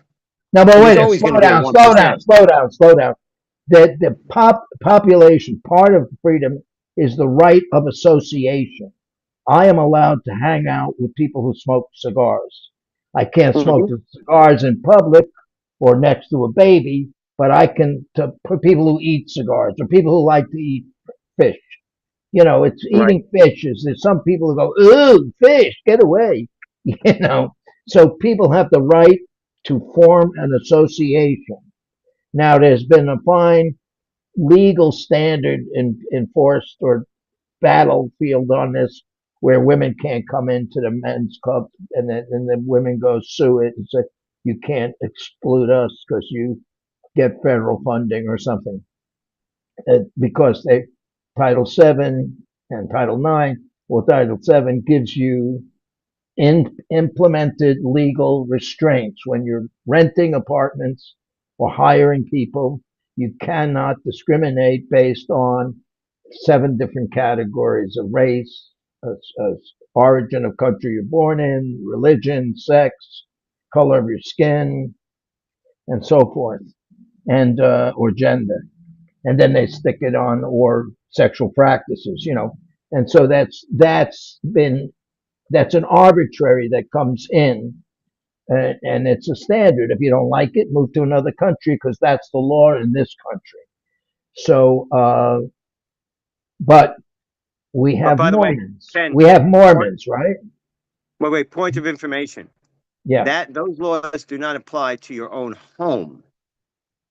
Uh, that's right. I said they apply to where on the group dynamic of public The public engagement. marketplace. Yeah. That's right. You can tell them I don't want you in the house. You're too black, or you don't. You can say whatever you want, but you can't do that when you're renting or serving food in a restaurant. It's just been set Right. in law as a law. Even to where they were pushing on Hooters, saying we only hire women with big boobs. So the flat-chested women sued and say you can't do that, or because you're discriminating on the basis of the boobs or something. So, it, okay, so that's a thing. It's a peculiar thing. Whereas in other countries like Middle Eastern Arabic countries, they say, no, you can't be here. You can't, if you're not a Muslim, you can't be in the Congress or something. They have tighter things. That's the rules in those countries. You don't like it, live somewhere else if you can get out of the country. So, or how about you could disagree on the age of marriage. They can get married when they're 12 or something, whatever. But you have the right to associate. So Mormons have the right to associate. People who are waiting for Christ to come back, and land, and people who believe in UFOs, people who believe in Seventh Day Adventists, people who believe in the Dutch living in Pennsylvania. I always forget the name of them, and or some people Well, the living, Pennsylvania Dutch used to be yeah, the called, but Pennsylvania Dutch, but it's the Amish. That's it. And then, all right. and maybe there's some people in Louisiana who believe in voodoo. You can, as long as it's not violating other laws, you can associate within one and say, and everybody who disagrees with me is an idiot and I hate them. You're allowed to hate and disagree. If you force people to like everyone, you're interfering with their sovereignty as an individual. As an individual, you are responsible for your own personality and what you think and how you judge things. And you shouldn't enforce reality over that. If somebody Except, feels, there's people who think that the world's being run by the Queen of England, fine, you can believe that. People believe that the universe was started 13 billion years ago. I never believed that. For, took like 50 years until they figured out it wasn't true, you know. So you can't enforce it because that's reality because you think so. well, you're So saying that the universe is older than 13 billion years, but the point is, though, maybe not, but it's not. well, It's the so Big far Bang. Yeah. they're talking about 14.9 billion, but the idea is No, that, no, no, no, they're not. No, no, no, no. They oh yes, found they are. galaxies. They find galaxies that are formed past 13 billion years ago and Yeah, that yeah, yeah, yeah, yeah, shouldn't yeah. be there. Shouldn't be there. If somebody came up with a new number like 14.5, they have no certainty on it because they weren't there. No, no, They no, just, no. it's You don't have, hypothetical. no, no. They said Mathematics. they're doing it because I see this happening. The universe is expanding, therefore it must have been in a pinpoint to begin with. No, no, no, no, no. It's not The theory. hypothetical. They're using math to determine it, and they keep on changing it as they discover more things. I Yeah. believe that no, the number now is about 14.7 or 14.9. I believe it's older than that. However, the fact of So the matter you is, though, to get to your point, though, but you people could could believe it was invented. The universe was invented 5 minutes ago because we don't know because we're in the present. We're not in the well, past. then they're dispelling science and math. They're just saying Well, if the universe if nothing happened other than what you could see in your own life, then yeah. that's idiotic. I'm sorry, Okay, and you but know. you have the right However, to feel that way. You you have the have a right to right. feel that way. You But so have do a other right. people have the right to think a different way. All right, but you have a right to think that way, but you Yeah, don't have a right to behave that way. You sure don't you have a do. right to behave towards others that way. So, in other words, you have a right to think what you want about other people, but you don't have a right to treat them that way. No, that's And not true. yes, it is true. You're not obligated to be polite. It's not a You're not law. obligated to be polite, but you are obligated to not uh, um, to not make racist speeches, against people. To not treat somebody of another race or religion or ethnicity. To not treat them badly because of that race. No, you can't do it. You just No, made no, an no. What's example. what's illegal is what you're not allowed when you talk about treat, you're talking about an actual act or something, an act or a Right. consequence. But that's the But only thing you can legislate, not what your opinion is or your feeling about it. no, You but could you're say, what you are. I think Filipinos are the best people in the world, much better than anybody else. And the people from Hawaii, the Hawaiian population is the most evil people in the universe. You can think what you want. You can can't. think, yes, but the point I'm making is that you can think what you want, Right. but you must respect the other person regardless in your behavior and your attitudes and what you do. No, Only as it affects them. of As course, only as you can. What you're saying is you can't put a guy in the back of the line when he's waiting to buy a hot dog because you don't like his face or because of your opinion, because that violates Title VII. It's all laid out in Title VII. That's all. It's a but law. yeah, but so the fact is, of course, yeah, you're not allowed to treat people that way. Now there is a thing called hate speech, which is enforceable. No, At I least don't think certain so. things. However, no, there is a thing called hate speech. I mean, I'm Wait a not, minute. you Wait know, a minute. Wait a minute. Let's check. Let's check. there is a thing called hate speech where it becomes when it can be prosecuted has to do with acts that are done because of the hate speech. However, it should be a society cannot continue if everybody decides to just say, I don't like that person. In other words, if Okay. a society is Okay. I have to show you this. Here's this thing. Where am I? Here I am. That's not me. I don't want that. Wait a minute. Where is it? Where's my session? Oh my God. I didn't lose my session, did I? Oh, here it is. Okay. So I'm going to show you this. Let me get it up here. It's exactly what I said. 1 second. Just got to get to my share button. Go like this, and then there's share, and portion of screen, share. Okay, and here we go. You with me, Mike? I haven't gone anywhere. Okay. Here, read this. Can you see that on the screen? In the Yeah, U.S., there there are are no no general. general hate speech laws. No, Offensive or hateful speech is largely protected under the First Amendment, but actions or threats motivated by bias can be prosecuted as hate crimes. right. So, The idea is hate speech is only actionable. You can act against it if it leads to, in other words, or inspires others to do actions or something. So if somebody comes up there and and makes a speech and says, go out and attack black people. That sure. hate speech is now actionable Yeah. if the crowd actually goes out and does it. So there is a concept of hate speech that can be applied to the law to criminal actions done. Well, what it says here, now watch the terminology.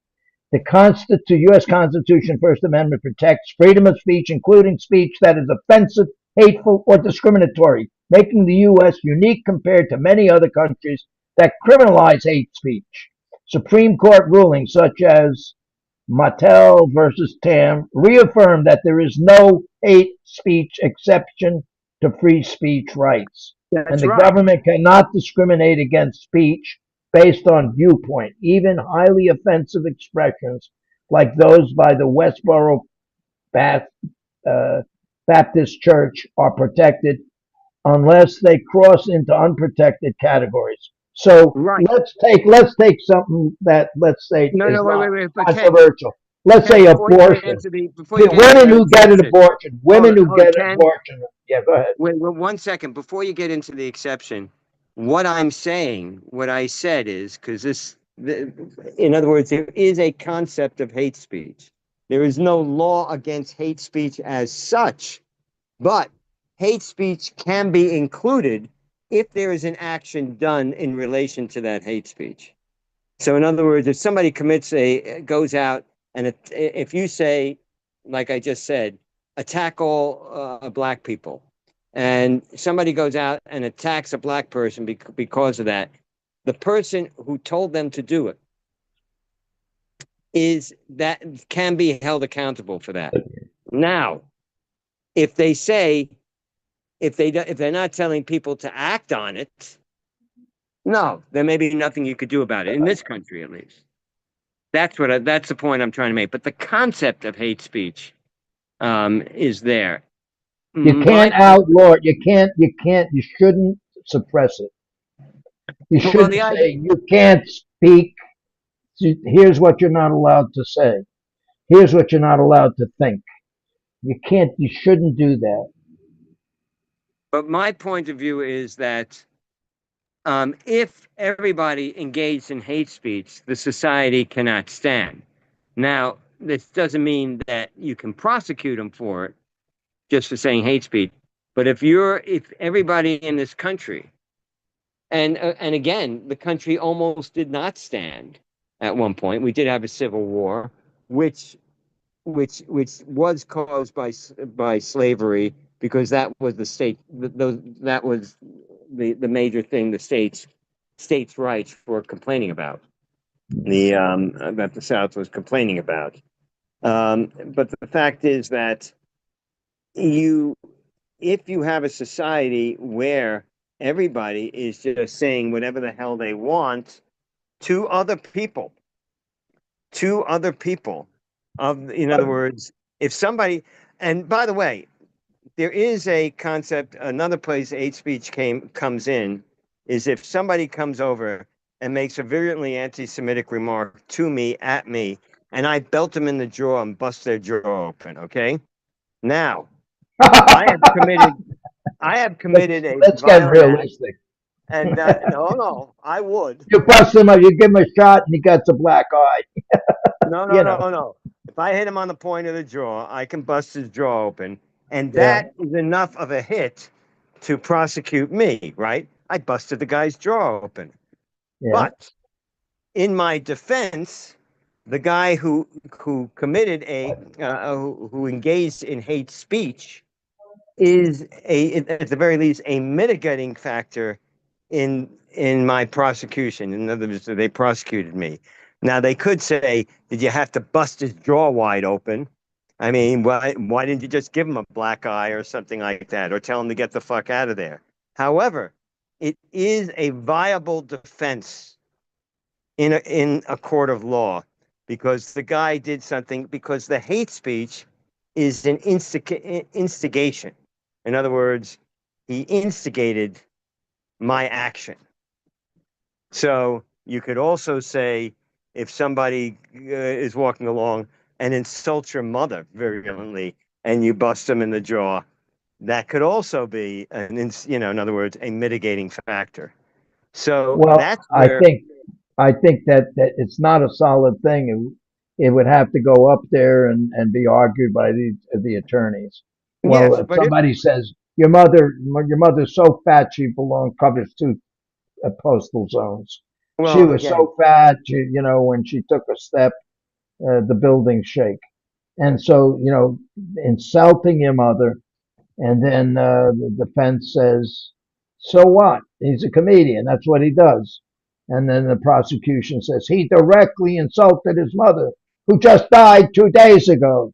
It doesn't matter whether he knew that or not. He shouldn't have insulted his mother, so he punched him in the face. So then they go back and forth, and they say, "Well, why don't you plea a lesser thing, and you'll get a fine, or you'll go to jail for 6 months, or you do community service." It's judgment. It's right here in this thing. I mean, this is no, no, no, here's no, no, an no, no, no, no. that That's there's a not it. history of it. That's not in that thing. In other words, if somebody says hate speech and it's virulent enough and it's directed at the individual, it can be considered. Uh, it's not the same as assaulting the person, but it does instigate the return behavior of the other person. So, in other words, of course, you got to prove it that he said those remarks. But if you're in a courtroom and the guy who had his jaw busted open said, "Yeah, I made that anti-Semitic remark, and I'll make it again," or something like that, no, then chances are I wouldn't do any jail time at the very least. I might have a mark on my record or something, but that would almost, if not completely nullify the prosecution, because they'd say, hey, in other words, you instigated that fight. You pushed him into doing it. Now, of course, it's even more effective if somebody makes that remark and you say, get the fuck away from me. And they keep on doing it and doing it.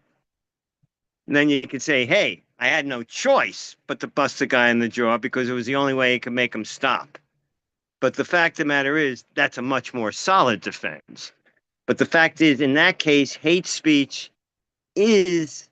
does come into play, not as being unlawful, but as being an instigation to the physical counterattack, if you want to put it that way. But again, it depends upon what it is. If somebody's walking down the street and they say to you, yeah, I hate to, nothing against you. I just don't like Jews in general. And then you pop him, you bust his jaw open. They're going to say, wait a second. He wasn't aiming it at you. He was just saying what he believed, and he wasn't even talking to you. Okay, so I pulled up a section on this, and the question is, there are narrow exceptions where a hateful statement can be legally linked to a physical act. One, incitement to imminent lawless action. And they bring up a case. And it can be criminalized only if directed to or inciting, producing imminent lawless action, such as likely to locate or produce such action. True threats. Any threat, like if I said to you, you son of a bitch, I'm going to punch you in the mouth, then you can hit him. You don't have to wait till he punches you. That's a threat. Based bias motivated crimes. Federal and many state laws allow enhanced penalties for crimes, including physical assaults, harassment, or property damage if they are motivated by bias against race, religion, sexual orientation, gender identity, or disability. Gender identity. Okay. The hateful statement itself is not the crime.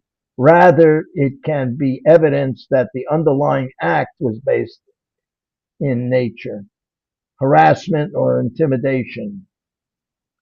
In certain contexts, repeated hateful statements can be a part of a pattern of harassment or intimidation which may lead to civil or criminal liability. A hateful statement alone is not legal cause of physical action in most cases. It becomes actionable only if it meets one of the narrow legal tests, such as incitement, true threat, or being part of a bias-motivated crime, and is directly linked to the unlawful act. In most other situations, the law protects speech even if it is deeply offensive. And also, it's, I don't know if I can find it right here, but it's because it's the government cannot punish you simply for expressing hateful ideas, even if they are offensive or incite anger. The U.S. legal tradition prioritizes protecting the thought that we hate as part of a free marketplace of ideas. A free marketplace of ideas. Okay. Okay. So if somebody says, "I hate people who don't wipe their ass," or "I hate people who talk too loud on the elevator," I hate them. I was in. Now here's an example. Well, I just came home by train. Wait a second. I just came home by train, and there were three girls. And when we're waiting for the train, the three girls gaggling, so three talking all the same time. That was at the station. And it happened. We got in a car by then. So and they were even at the other end of the car, but it was very annoying because it was a 2-hour trip. So I went to another car.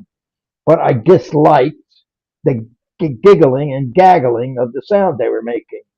But I can't stop them from making that sound because they don't have to comply to they have the right to speak and gaggle as much as they want.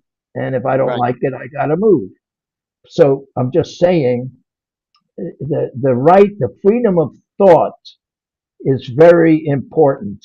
And that can include hating people maybe because of your personal history. You were beaten up by fat women with who had beards or something.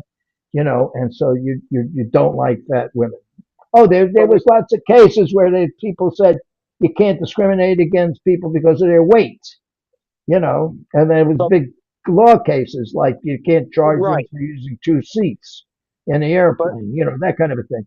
So why should you be discriminatory on the fat? And we're talking some about two fat. different things, Ken. Why? Yeah. I'm not talking about whether or not they could be prosecuted for that. I'm talking about the fact, going back to the belting the guy in the jaw, that Yeah. if you belt them in the jaw, because of the remark they made, that will be at the very least a mitigating factor in prosecuting. And I know of cases where that happened. I know Yeah. in one case. But it's got to be. It's up to judgment. No, no, It's no, not no, an no. It's absolute. up to the jury. But the fact All of the right. matter is, Well, then the as jury far as has to decide. as far as the law goes, yeah, that can be considered a mitigating factor. And I know it happened. I know somebody who did it in the military, which is Yeah. not as observant The as those military is who not make crimes. generally in the military. You don't have the same rights. You don't have the same Right, Bill of Rights. right. But So I don't know. in in the military during the Second World War, I Yeah. know of a case where somebody belted a superior officer because Yeah. of it. As the superior officer was making an anti-Semitic remark, and of course the guy was court-martialed. At the court-martial, um, the uh, the officer said, "Yeah, I made that remark or something," and the army dropped the case Yeah. automatically. They said, "Okay, you know, you opened your mouth or something like that," and that was against a superior officer, which is a serious crime in the military. But I know of course, that guy that happened to belted several other people, so he had other courts martial. But later on, but the idea is he was just free with his fists. But I know of cases in outside in civilian life. One case I'm thinking of where the guy uh, belted somebody or something because the guy kept on making racist remarks at him. And he said, just shut the fuck up. The guy who was being racist against was saying, shut the fuck up and everything. The guy kept on saying it and he belted him. And then the guy he belted, who was making the racist remarks, called the police and wanted him prosecuted. And they dropped the case. They Uh-huh. said, we're not going to prosecute it because this guy had a reason. That's considered a reason. In other words, he did not strike the guy because the guy said, I don't like black people. He struck him because he was making racist remarks at this guy. And so that's what I'm talking about in the defense. So in other words, if you make these racist remarks, somebody could take an action against you and you won't have as much of a case against them because you made those remarks. Now, of course, like you said, your example on the subway, they were making too much noise. That's not based on race, religion, race, creed, color, or religion. It's based on, just their individual behavior. So that's something else.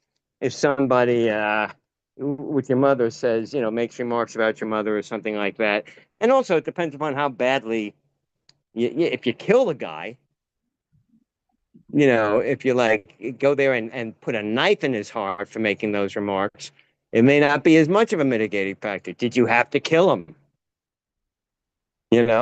Why did you kill him? In other words, a disproportionate response. Okay.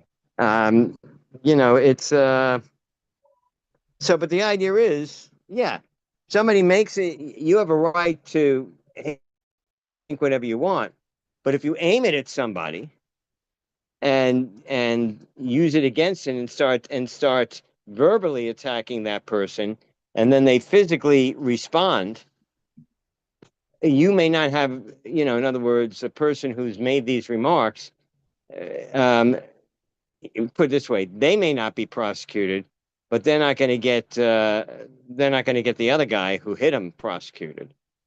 It's also the concept of a barroom brawl, right? I mean, it goes to that. You know, people get into a barroom brawl. The police don't even want to get involved because some guy said, "Well, he said this to me, and he said this to me, and blah blah blah," and they go, "No, you mouthed off at each other, and then you mouthed off bad enough that the other guy started hitting, and you hit him, and we're not getting involved in that one." Okay, And so that here, happens all the time. hold on a minute, hold on. Here's an example of something, a good case. Yeah. Um, Louis Farrakhan, the head of the Black Muslims. Yeah. For more than 30 years, Louis Farrakhan, leader of the Nation of Islam, has been a notable extremist figure rallying against Jews, Yeah. white people, and the LGBT community. Okay? Mm-hmm. Nation of it, he's anti-Semitic. Okay? Yeah. He says Yeah. Jews are the crooks, they're the criminals. White people are evil, they're racist. Jews steal money. I don't know whether I don't really listen to him. He had a show on KPFK or probably played in Berkeley too. But they play him on the Sunday morning like it's a religious program. Oh, he doesn't like LGBT. So he has the right of freedom of speech to make derogatory statements, and he has a right to believe this and Mm-hmm. to promote it to the public, as long as it doesn't uh, have the consequence of violent actions or illegal actions being taken.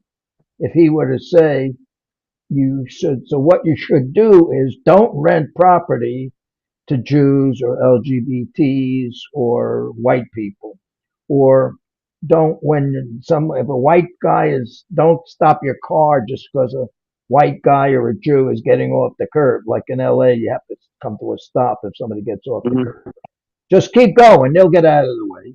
If he says something that would lead to a violent act, that probably get him in trouble.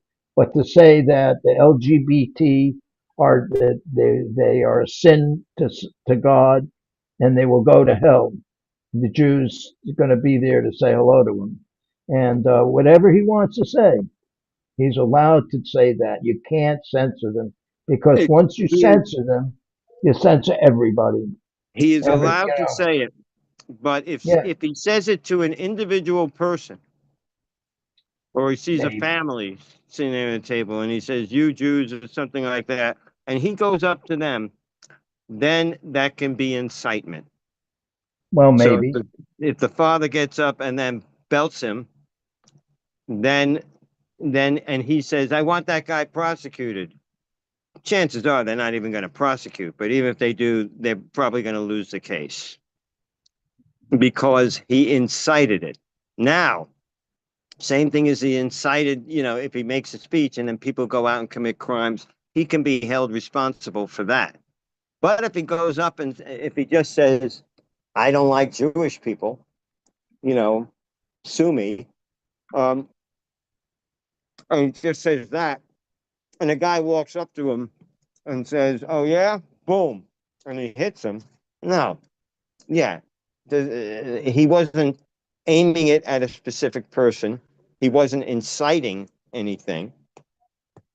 If he keeps on saying it loudly in a restaurant and somebody finally says, "Just knock this motherfucker out," or something like that, yeah, that might be inciting it. He is inciting the other side to commit acts against him. And the fact of the matter is, yeah. Now, Farrakhan was very careful not to do that. Very, very careful not to do that. Because I know he would walk in and, he would not say anything. If somebody walked up to him and said, "Oh, I'm Jewish, I don't like what you're saying," he would just let it pass because he knew that if he were to make these racist remarks that he was making, it could be seen as incitement if the guy was going to take action. So he was careful about that. So he never got the shit kicked out of him. that I know of. But you know, Okay, so here I looked it up. He has never been. The legal term is hate crimes derived from hate speech. So Mhm. it says, despite his decades of highly controversial, anti-Semitic, and racially divisive rhetoric, Louis Farrakhan has never been criminally prosecuted or convicted for inciting hate crimes in the United States. The reason for this stems primarily from legal standards and historical extent. First Amendment protections. In the U.S., hate speech is generally protected under the First Amendment of the Constitution. To prosecute someone for speech related offenses, the government must meet the extremely high standard established by the Supreme Court case of Brandenburg versus Ohio. Under this ruling, speech is only illegal if it is directed to inciting immediate lawless action and is highly likely to produce such action. Farrakhan's speeches have frequently been condemned by watchdogs like SPLC and the Anti-Defamation League for promoting anti-Semitic, systemic, and anti-white conspiracy theories. His rhetoric has historically stopped short of meeting the legal threshold required for criminal incitement charges. And Right. then it's international restrictions. While he has not faced criminal prosecution at home, his speech has carried significant legal and travel consequences internationally. The United Kingdom, banned from entering the UK and other nations, similar restrictions, Right. civil litigation, and platform bans. So, but the point is, to me, it's not a question of legality.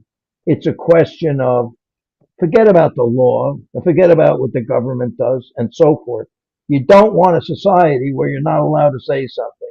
Like I was in Scientology, right? So some girl Mhm. once said, "Oh, she was a Scientologist." She said, "Oh, Ron Hubbard, he has very fat wrists." So some people go, "Oh, why did you say something like that?" Or he needs to get somebody to buy him a new suit. He's wearing clothes from the 50s. You can't say anything critical. Now, in Muslim countries, you can get executed, or like certainly in North Korea, you can get executed for saying any kind of derogatory statement about officials. But in Scientology, you could get harassed maybe for that. Right. Or maybe somebody's got a good sense of humor. He once made a record, music, and he called it the power of source, and I called it the power of sauce because it was terrible. Yeah.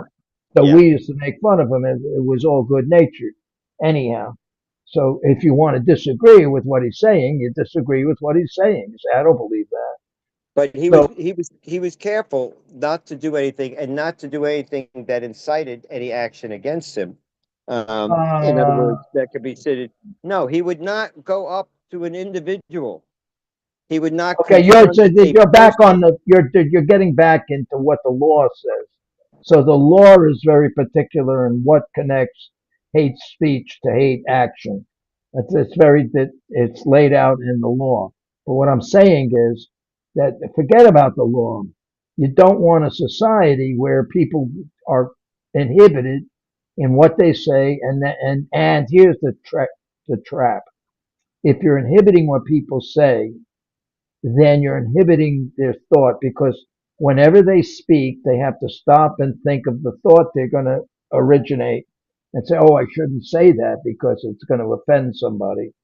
So then you get, constipated thinking. Well, no, no, no, no, no, no, no. Yeah, yeah, yeah, yeah, yeah, The yeah, other hand, no, no, because you can't go all the way, like I said, to an extreme with it. People can't. A society can't exist where everybody just says whatever they feel like at any time to whomever they please. right. You won't have a society. Sure you You will. won't. I mean, because everybody will be doing this, and they'll be at each other's throats all the time, and I mean No. at each other's throats, and it's not going to work. I mean, we do have something where, for instance, you walk down the street, and I'm sure you've seen it since in all the times you've been in New York, where you see a crazy people. a crazy person walking around saying to people, fuck you, fuck you, fuck you, or Yeah. something like that. And the fact of the matter is, after a while, somebody could say, just keep away from me. And if he keeps on saying fuck you and the guy shoves him, against the wall, the subway or something, it's probably not going to be prosecuted because the guy was harassing him.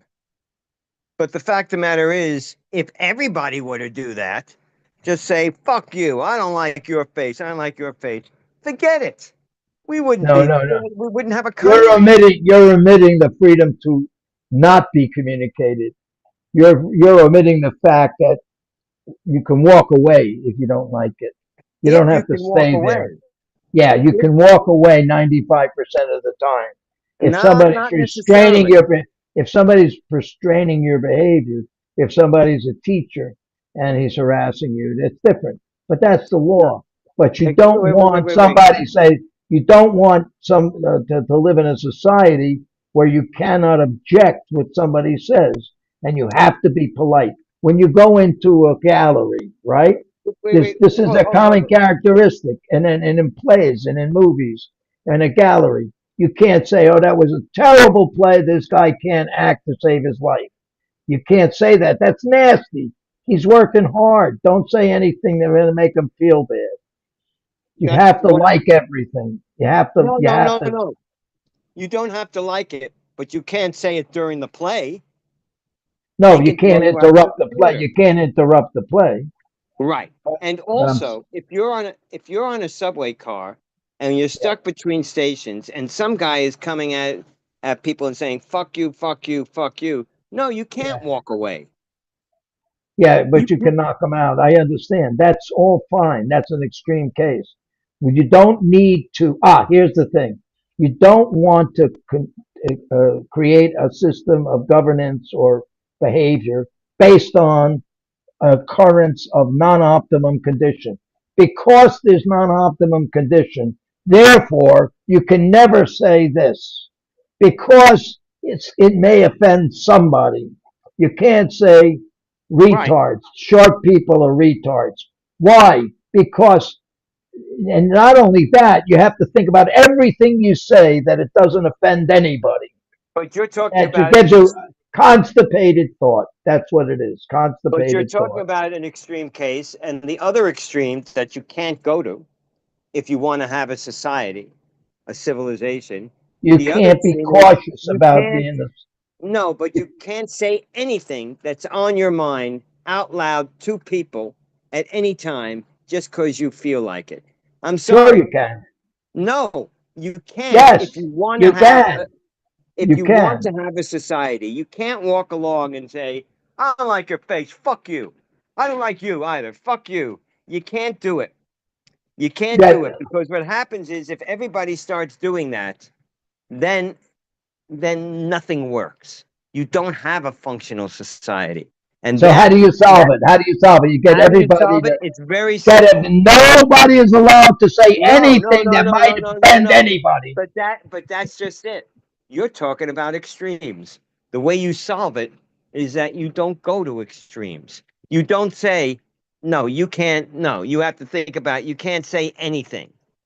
And you Right. can't and the other extreme is you can't say everything. Yeah. That's the way So societies function. They yeah. function in that middle ground, if you want to call it that. The reasonable, there has to be a reasonable, rational attitude towards it. If somebody says something and say, you're not allowed to say that, you can't say that. No, that's an extreme. You Yeah. can't say that. But on the other hand, you can't say, I can say whatever I want to anybody I want anytime or anything like that. No, you can't get away with Well, that either. So the here's what fact is, here's what I observe in societies. If the person's judgment about restraining or failing to restrain what he says publicly, he will be shunned. He will say, well, goodbye. We're not going to invite you to the next party. I don't want to go out with you again. I don't believe in you because I don't like to see people felt bad. If you don't like the painting, don't say so because why would you say so? Why make the guy feel bad? Just keep your mouth shut. You don't got something good to say, don't say anything at all. You know, that's what my Right. mother taught me. You know, Yeah, and no, no, that's no, all but that. that's absolutely right, Cam, because But you can think of lots basically, of people who say what they think in terms of public figures, and they're overt about what they want to say, and they say it. and they can say that, but the fact of the matter is, they don't say everything they're thinking at any one time. And by the way, people who do that are, if they're not mentally ill, they're on the cusp, because Yeah, everybody censors themselves.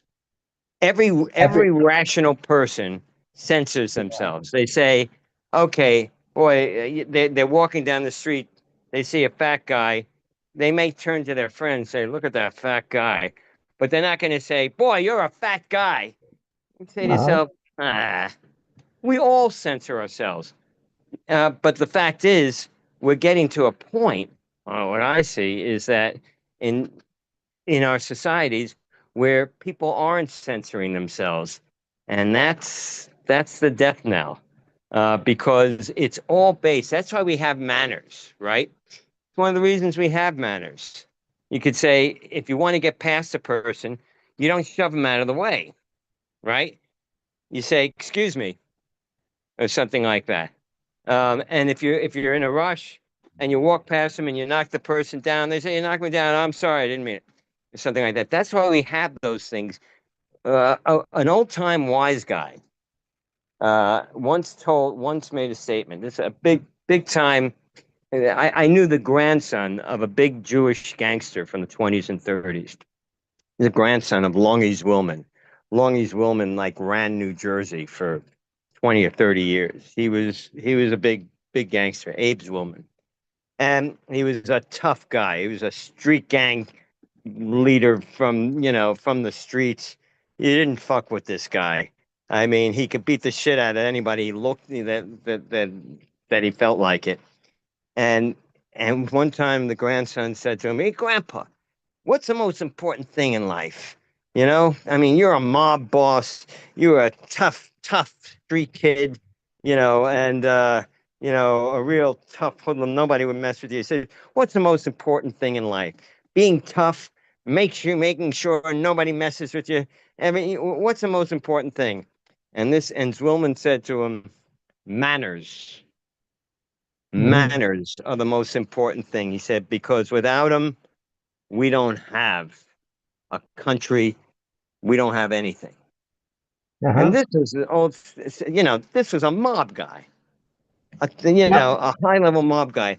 Without these are the things that are not law. They're not put in by law, but we know we're raised to say, hey, if you want to get along in life, if you want to have a society, in other words, and not just be, to quote David Mamet, savage shitheads in the wilderness. If you want to have that, we have some sort of manners. There is some sort of consideration. There is, yeah, and it's common sense. It's common sense. You know, One time I was trying to get past somebody. I said, "Excuse me." I said, "Excuse me," and then I said it loudly, "Excuse me," and the person moved, so I just shoved past them. And they said, "Whoa, whoa, whoa, what are you doing? What are you trying to knock me down or whatever?" I said, "Excuse me." You didn't listen. And Mhm. other people were saying there, said, "Yeah, I heard him say it. Yeah, you didn't do anything." So the fact of the matter is, yeah, yeah, we have this kind of common sense. Doesn't always work, but that's how we get along. That's how we've gotten this far. Otherwise, we'd be shooting each other. So Mhm. I don't know. I mean, you didn't say to those girls making a lot of noise, "Hey, shut the fuck up. You're interfering." You said, "Hey, they're making a lot of noise. When it really bothers me, I'll say something. But if it doesn't bother me that much, and it's just, a minor annoyance, I'm not going to say anything." You know, this is rational behavior, but I hate to say it, Ken, it's not working all the time. I mean, when you see people start saying, and I have to say this, and thankfully, this guy happened to be a fundamentalist Muslim, obviously, and he saw a girl walking on the street without her face covered, and she wasn't Muslim, and he said, "Yeah, you should have your face covered." And another Muslim guy walked over and said, "Well, leave the girl alone, okay? You know, you do what you want in your home." And with your wife or something, don't tell other people what to do. And that's another thing that we learned when both of us. I'm sure you were taught that when you were a kid also. Don't go around telling people what they should do. So that's it. Now I have to ask you a question since we're the only two left on this show. Yeah. What have you been? You were just in New Jersey. Yeah. Have you been going to events in New York? Have you been doing things? Yeah. I went to 2 concerts, and Oh, I just good. went this morning to listen to an organ recital in a church on Oh, good. 10th Street and Broadway, and I'm trying to think what else. Oh, we went to do things in Jersey, but I like walking around the streets. That's what I mean. This morning after the church, I walked to a store down in Morton Williams. Then I walked up Oh, to Washington Square, and then I walked up to 14th Street. And, just walking around, seeing the city. I like it, the stores and everything, and that's what we do. And but I don't. But I'm not like looking. I don't really like the Whitney. We've been to the Whitney, and we go to yeah. they go to the Museum of Natural. I mean the Metropolitan Museum, although that may be closed for a couple of days because of the contamination that they're talking about. What was That it was Clint, contaminated by one of the diseases? yeah. They supposedly they're gonna fix it by Wednesday, but well, we'll see. So I don't have to go. We got a membership. Yeah, I go to things like that, free museums. I want to go to the Frick and maybe go up to the cloisters, and but we're going to be going back up north to see somebody in Long Island, and we'll Yeah. just stay here. We're going to stay here for another 30 days. Maybe get together, do another Sunday thing at the Indian restaurant. I like that. That was good. That's an And idea. That if we could drag Jim out, that would be nice. yeah, I'm going to go to the meeting tomorrow night too. But To the diner. yeah. I've been doing other things at the time, like I was in Yeah. New Jersey and stuff. New Jersey's interesting because there's the people that were visiting there, and it's completely different. It's Yeah. rural, it's suburban. There's Yeah. a lake and green and so forth. It's very nice. And but anyhow, like I've told other people, just getting away from where we live is like a vacation Right. because we're not having to deal with whatever. In fact, we have to deal with something, so we're doing it over the phone. But generally speaking, to break like where you're living, if you had to go live in Chicago or Pennsylvania, it'd be a different place. So it's different. Right. And that's a vacation from the thoughts that bounce back to you every time you look at the wall or the furniture or something. You say, Yeah. "Oh, I got to do this, that, and this, and so is coming over." So you get away from it. That's what we really like about it. And Yeah. trying Well, to. I Oh hope. yeah. We visit some other friends. Got friends who live here. Well, you were Oh, in New so Jersey. Yeah. no, in New Your York. brother's in New Jersey. Right. Yeah. My Oh, in brother's New in New York. Jersey. Yeah. I Uh, got friends who live on Project on 28th Street, and Alex's, and then there's restaurants we like, or some I like anyhow. But and anyhow, it's not it's not like we're on vacation. Put me in a thing and wheel me around to the different events. You know, maybe I'll go to the maybe I'll go to the Guggenheim, but I do want to go to the Brooklyn Museum because I haven't been there in a while. I'd like to go oh, back there. yeah. You know, That's Uh, well, you're right near the 2 or 3, and that goes straight. that's right. That Oh, goes that's straight. that's something we did that was very unusual. I forgot about that. We took we got relatives, a niece who lives in Dumbus. What do they call it? Under the bridges. Dumbo. Is that what they call Dumbo, down it? under the Dumbo. Manhattan Bridge. So Yeah. she lives there. So she got 3 kids. So we took them to the Space Club, which is very interesting. I It's never like heard of it. yeah, it's a 3-story warehouse that they converted to an indoor playground for children up Oh, to 8 or 9 years old. So they have like a room full of trampolines. And then they have like a 2-story thing of these slides, like plastic slides that are like tubes that you can get in and slide down and then climb up and do this and do that. Then they have boards with letters, like you can push pegs, and a tank full of balls, plastic balls you can jump hmm. in or make things out of beads. It's all for the kids. And when the kids go in there, they just get this look on their face and they jump in. You don't have to tell them what to do or anything. They immediately go, and it's all kids and they all are playing. And it's interesting. And it's like, oh, yeah, I think it's $35 an hour. Wow. And, no, wait, it was $35 for 2 hours. And then Oh, if you that's a want to little go over better. that, they cover more. So per kid, and the kids could have 1 or 2 parents just sitting there watching.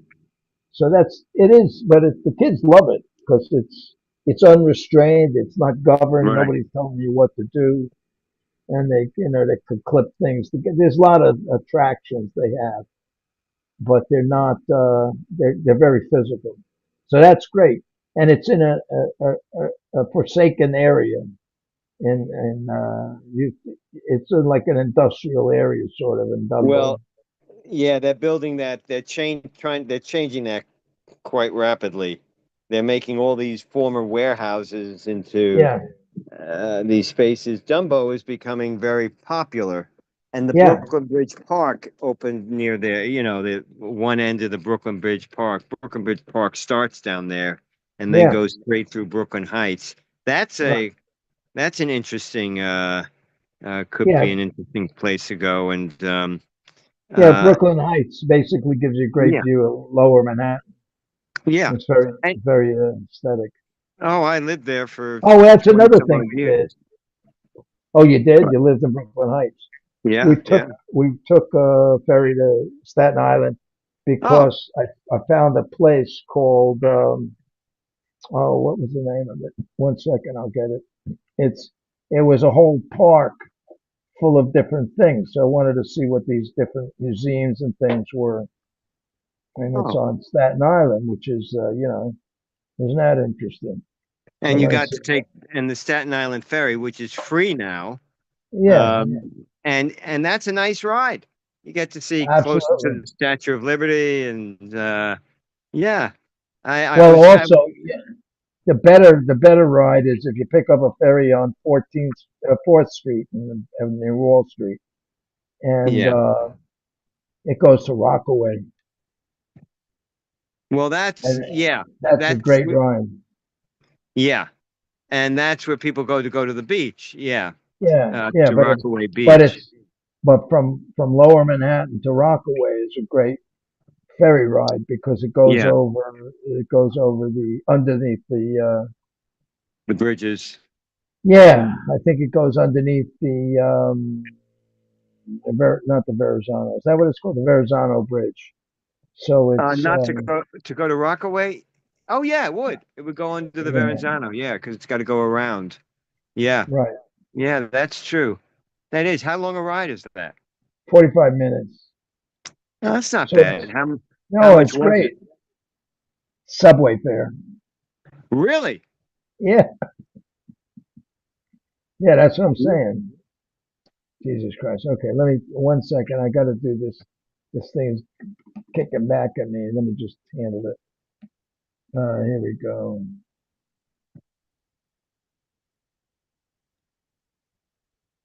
Oh, add a place. It's doing all kinds of things for me. Jesus Christ. Yeah, they tend to do that. Okay, here we go. Staten Island, New York. Okay. Okay, so it's called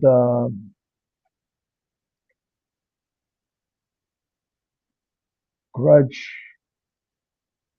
It was named after the island was dedicated. The people put up buildings to take care of sailors who didn't have any money. Yeah. I'll almost see it here. Staten Island Zoo, something like Crunch, Industrial Park. I know where we were. I'm not seeing the name of it. Let's try Parks. Parks in Staten. And so it was very interesting, and there was one of the museums had the incredible paintings of this one guy who did all nautical paintings, and he established a museum there. So people they had established, and there's a lot of he had a lot of boat, small boat things in a bottle or big boats that they made. Willow Park. Yeah, I was gonna suggest you because there were a couple of things happening around the 4th of July, but it was so fucking hot. And and Yeah. and and most of them were, I mean, it was so disorganized and everything. It wasn't even worth it. No, Um, we didn't. Yeah, we knew about that, but we went to a friend's invited us yeah, to their smart move. 4th of July party. So, which is good. A That Clove was the Lake smartest Park. thing. Yeah, yeah, we liked it. It was nice people. Very interesting family because I knew her from like 30 years ago, and they were like she had nine brothers and sisters with her in a two-bedroom apartment, Italian and Hmm. Croatian. So part of one Oh, side Italian, the other side Croatian, and they all did pretty well. I don't think maybe one or two went to jail, but they all yeah. did great. So I can't Well, there's think of always any. one or two in every family. Yeah, well, Uh, I know. You got what about how many? You don't have that many brothers and sisters. I only have one brother. That's it. He That's went to me jail too. all the time. He was a prosecutor, and Oh, and he he never was arrested you. He didn't arrest you. he So, didn't arrest me. He was probably tempted to. He was an ADA in San Francisco, and then he got fed up with that, and he became a deputy district attorney in Shasta County, and they're now in Las Vegas because my brother is.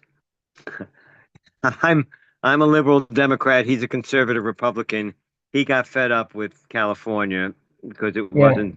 it was too liberal. So they moved to Las Vegas, which isn't much more conservative, but they're happier there. They had no kids, so they have their pensions and they live pretty well. Oh, It's they no kid dinks. Double income, no kids. yeah, That's yeah. called dinks. Oh, thanks. Yeah. It's so they got this big house in there or something. But in my family, we had people that went to jail and a lot of people that should have gone to jail, mainly for being hoodlums on the street when they were kids. That's in, my parents' generation and my grandparents' generation. They were all on gang. All the men were on gangs. Women were pretty tough also. But so I come from that kind of background. I didn't. I thought that all Jews were tough guys. That and I didn't know what a rich Jew was when I was growing up. I thought a rich Jew was somebody who made what we would normally call upper middle class. That was rich to me. That was so I didn't know when somebody said, oh, Jews, Jews do really better financially. I'm going, where? I don't know. I don't see it. Um, I mean, eventually my father made enough. We moved to Great Neck, Long Island, which was an upper middle class community. But by and large, yeah, we were. I don't know. Everybody came from the slums. You know that.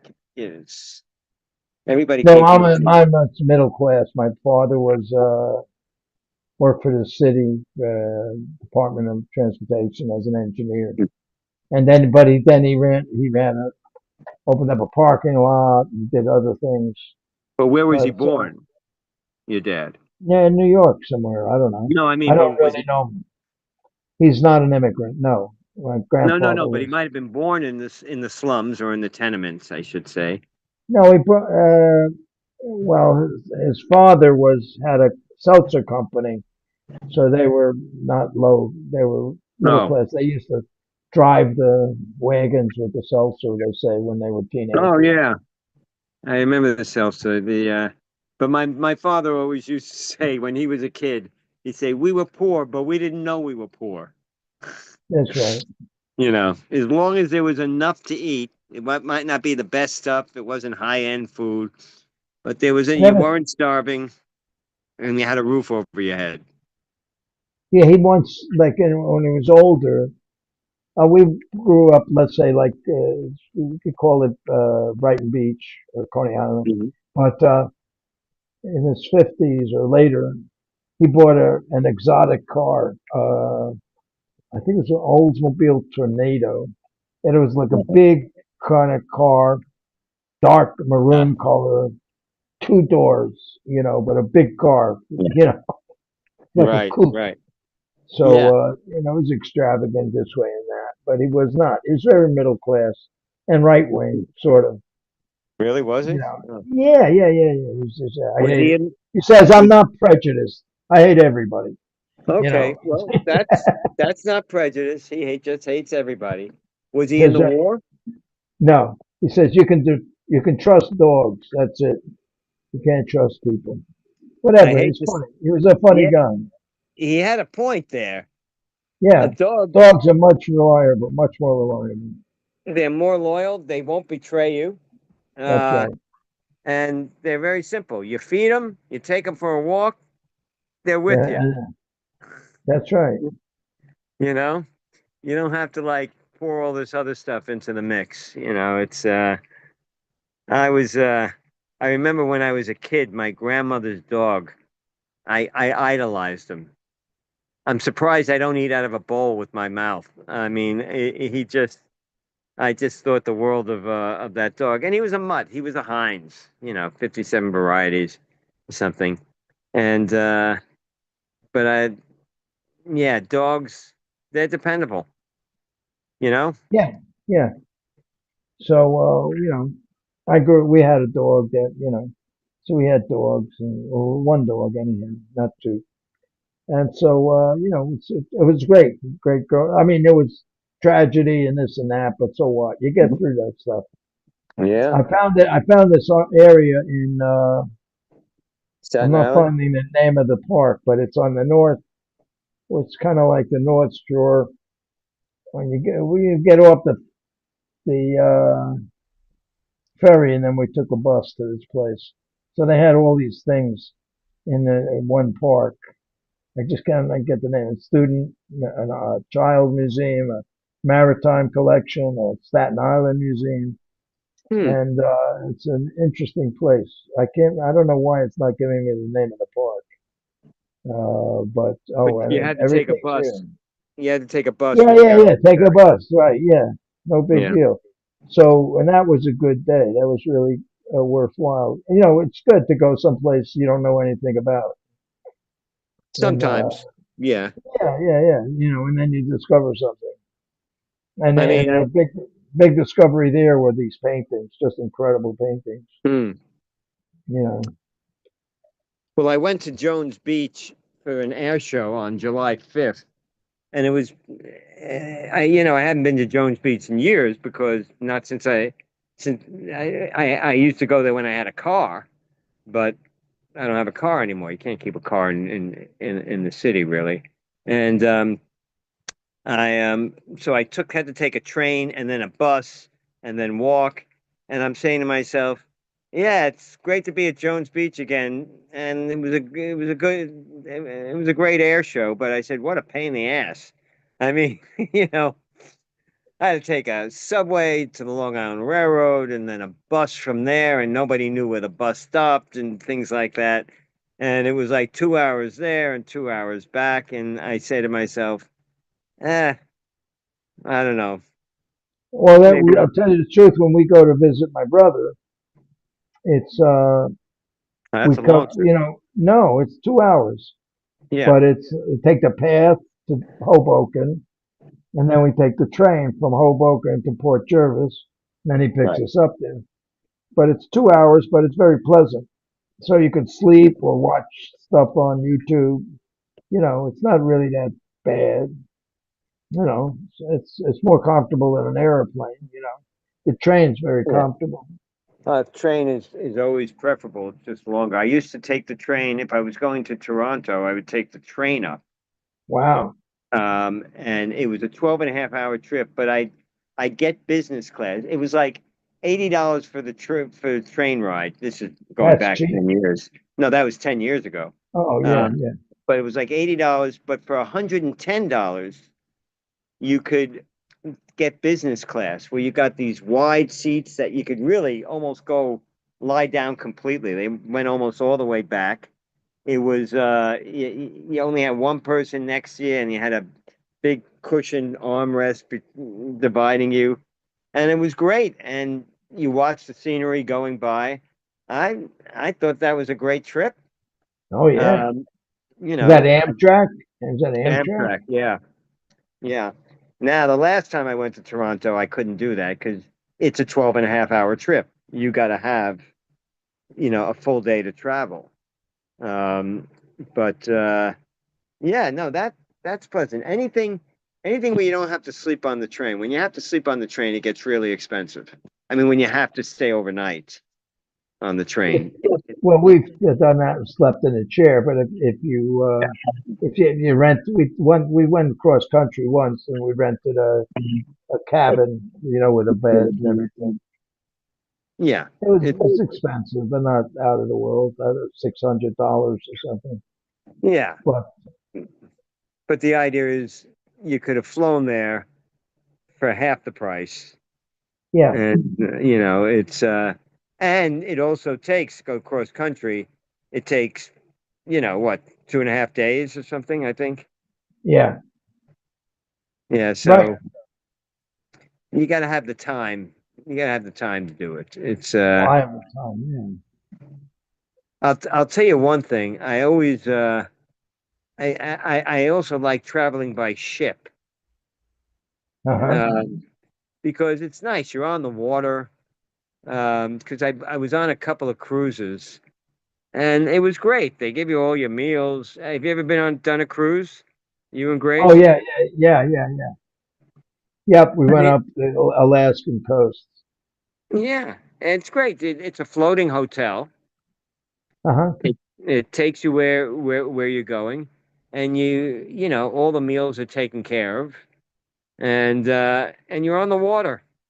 It's nice. You're in motion all the time. I know it's nice. Look out! It's like the scenery is passing by. You just sit Right. on it. Yes, what there was the main thing for us is we were concerned about eating too much. But Yeah. what the thing was on the boat, you don't like it, stop eating it. Get something else. That's it. You don't have to finish what's on your plate. Right. That's Right. it was, and it That's was it. I good. mean, when I was a kid, I was taught to finish what was on my plate, Yeah, uh, but no, yeah, it is all about eating. I mean, it is hard to go on a cruise and not gain weight. yeah. That's that's a tough deal. My mother did it Where did you one go? What was your cruise? well one cruise I went that was just up and down the Mexico coast. That was like a 3 day or 4 day cruise. And then I went on another one that went to the I I was in England doing research. I had flown in, and my father used to get these. with 6 you get egg roll cruises. So if you had like 5, they would have 5 of them. My parents, my brother and sister-in-law, whatever, Yeah. and maybe a grandparent. And they'd say, "Well, Michael, if you go, you go for a quarter of the price." So I said, "Okay, great," you Wow. know. And I mean, I would be on a lower deck or whatever, but I didn't care.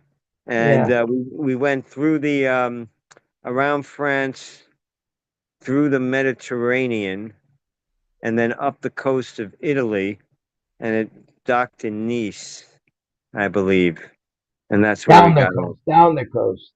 No, up the coast. Okay. We Okay. Up the coast. Okay. Oh yeah. yeah, Sorry. Up the coast.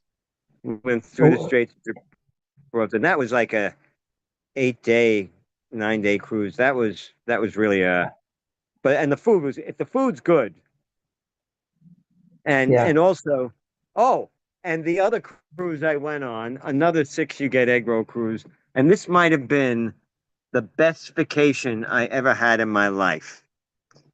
And this one, my parents did. They paid for my airfare or whatever. And this is back in the 90s or something. And my father wanted to get the whole family together, and they splurged. And we went to Tahiti. And if you ever get a chance to go there, that was great. So we went to Tahiti. We went on the main island, Papeete, and then we went to Bora Bora. And the cruise line had their own private motu, which is like a small island in the Uh huh. lagoon. And it was like it was amazing. You you ran. They came. It was like a landing craft from like World War II. It was. I mean, it Uh huh. wasn't, but it was shaped like that. And you get in this thing. You go from the ship, and it goes on the beach, and the front drops down. The ramp drops down, and you Uh run huh. out, and there's people waiting for you, waiting with you with these cocktails, Uh huh. these champagne cocktails for you, and you're going, oh my God. And I just remember floating. You walk into the water. It's like Hawaii. You walk into the water, you could see if the water's up to your neck, you can see your feet. You Right. could see if you had a cut on your foot. I mean, Right. straight down. It was that clear.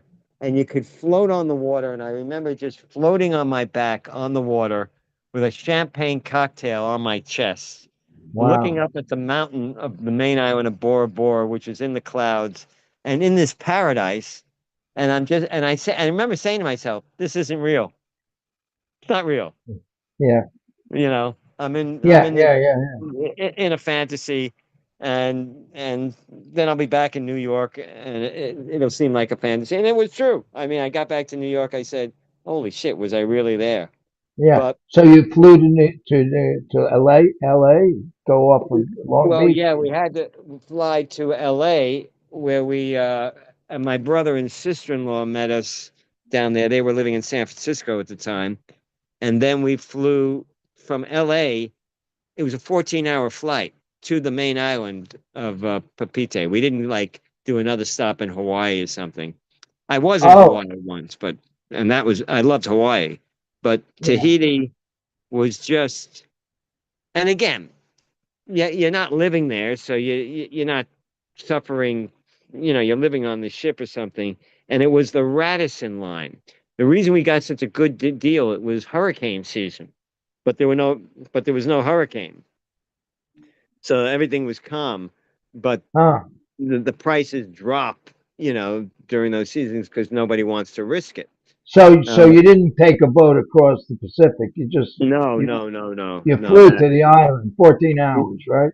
Yeah, 14 hours. We got to the island, and then we were there. We went around the island for 7 days. We were a couple of days in Bora Bora, I think 2 or 3 days, and then one day on Papeete, then Bora Bora. Then we went to another island, and then I think we went back to Papeete, and So I think so were these islands authentic, or were they all set up like for tourism? no, they were. I mean, some of it was for tourism, but most of it was authentic. I mean, the part, like I said, the Radisson line had their own private little island. Oh, Radisson's a good name. Yeah, that's Oh good. yeah, and what it was is that the meals and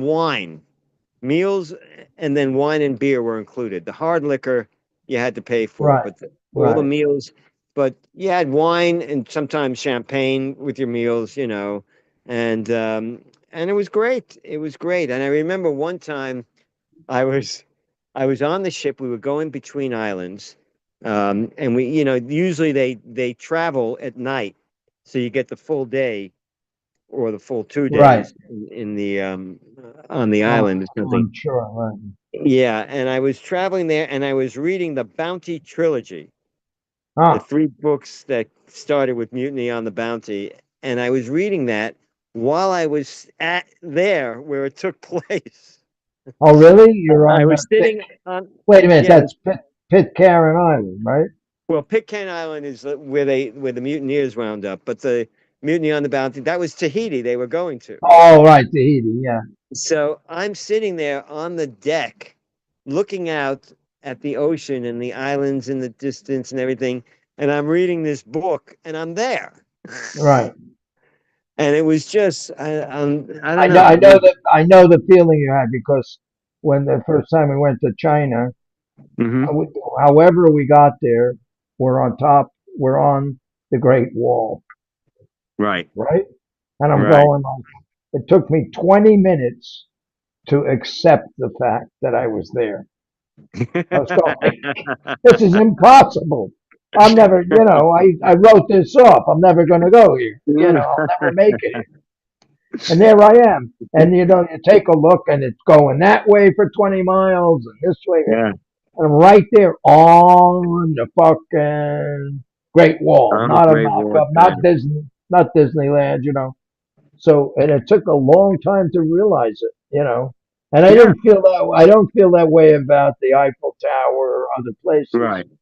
But the Great Wall was China's different. It's not like the rest of the world, like the West. No. It's China. Even Yeah. though they're mimicking everything, they got enormous everything. Everything is enormous. I like China. China's a great place. Well, yeah, you showed me a couple of videos of there. I did. China, yeah, you showed me not your videos of your trip. You showed me like a video of that, Oh, um, yeah, yeah. that thing where they raise the ship and it goes Oh, yeah, across yeah. the island. Yeah, and Crazy then stuff. yeah, it's an advanced country. It is. It is. Yeah. I'll tell you one thing. My brother and sister-in-law, because they do a lot of traveling because they have the They're money rich. now. Right. But so they went to, as a matter of fact, they're running out of places to go. So they went to Thailand Yeah. and they stayed on a boat that went up the River Kwai. Uh-huh. So Oh, you could wow. see where the bridge on the River Kwai took place. But if you watch the movie, The Bridge on the River Kwai, it shows this river. They're wading in the river. It's this beautiful, clean river. He Yeah. said, in real life, it's filthy. Oh, It's a filthy river. They say if you go in it, if you could swim in it, but you couldn't put your head underneath because if the water got in your eyes or your throat, you'd be sick for days. yeah. And he said it was just, sometimes you go to a place and it's a lot worse than you pictured it. Yeah. Um, Yeah. Yeah. Yeah. Yeah. Yeah. Absolutely. it's just not what it's I cracked felt up I to felt be. that way about Philadelphia. Yeah. Really. Yeah.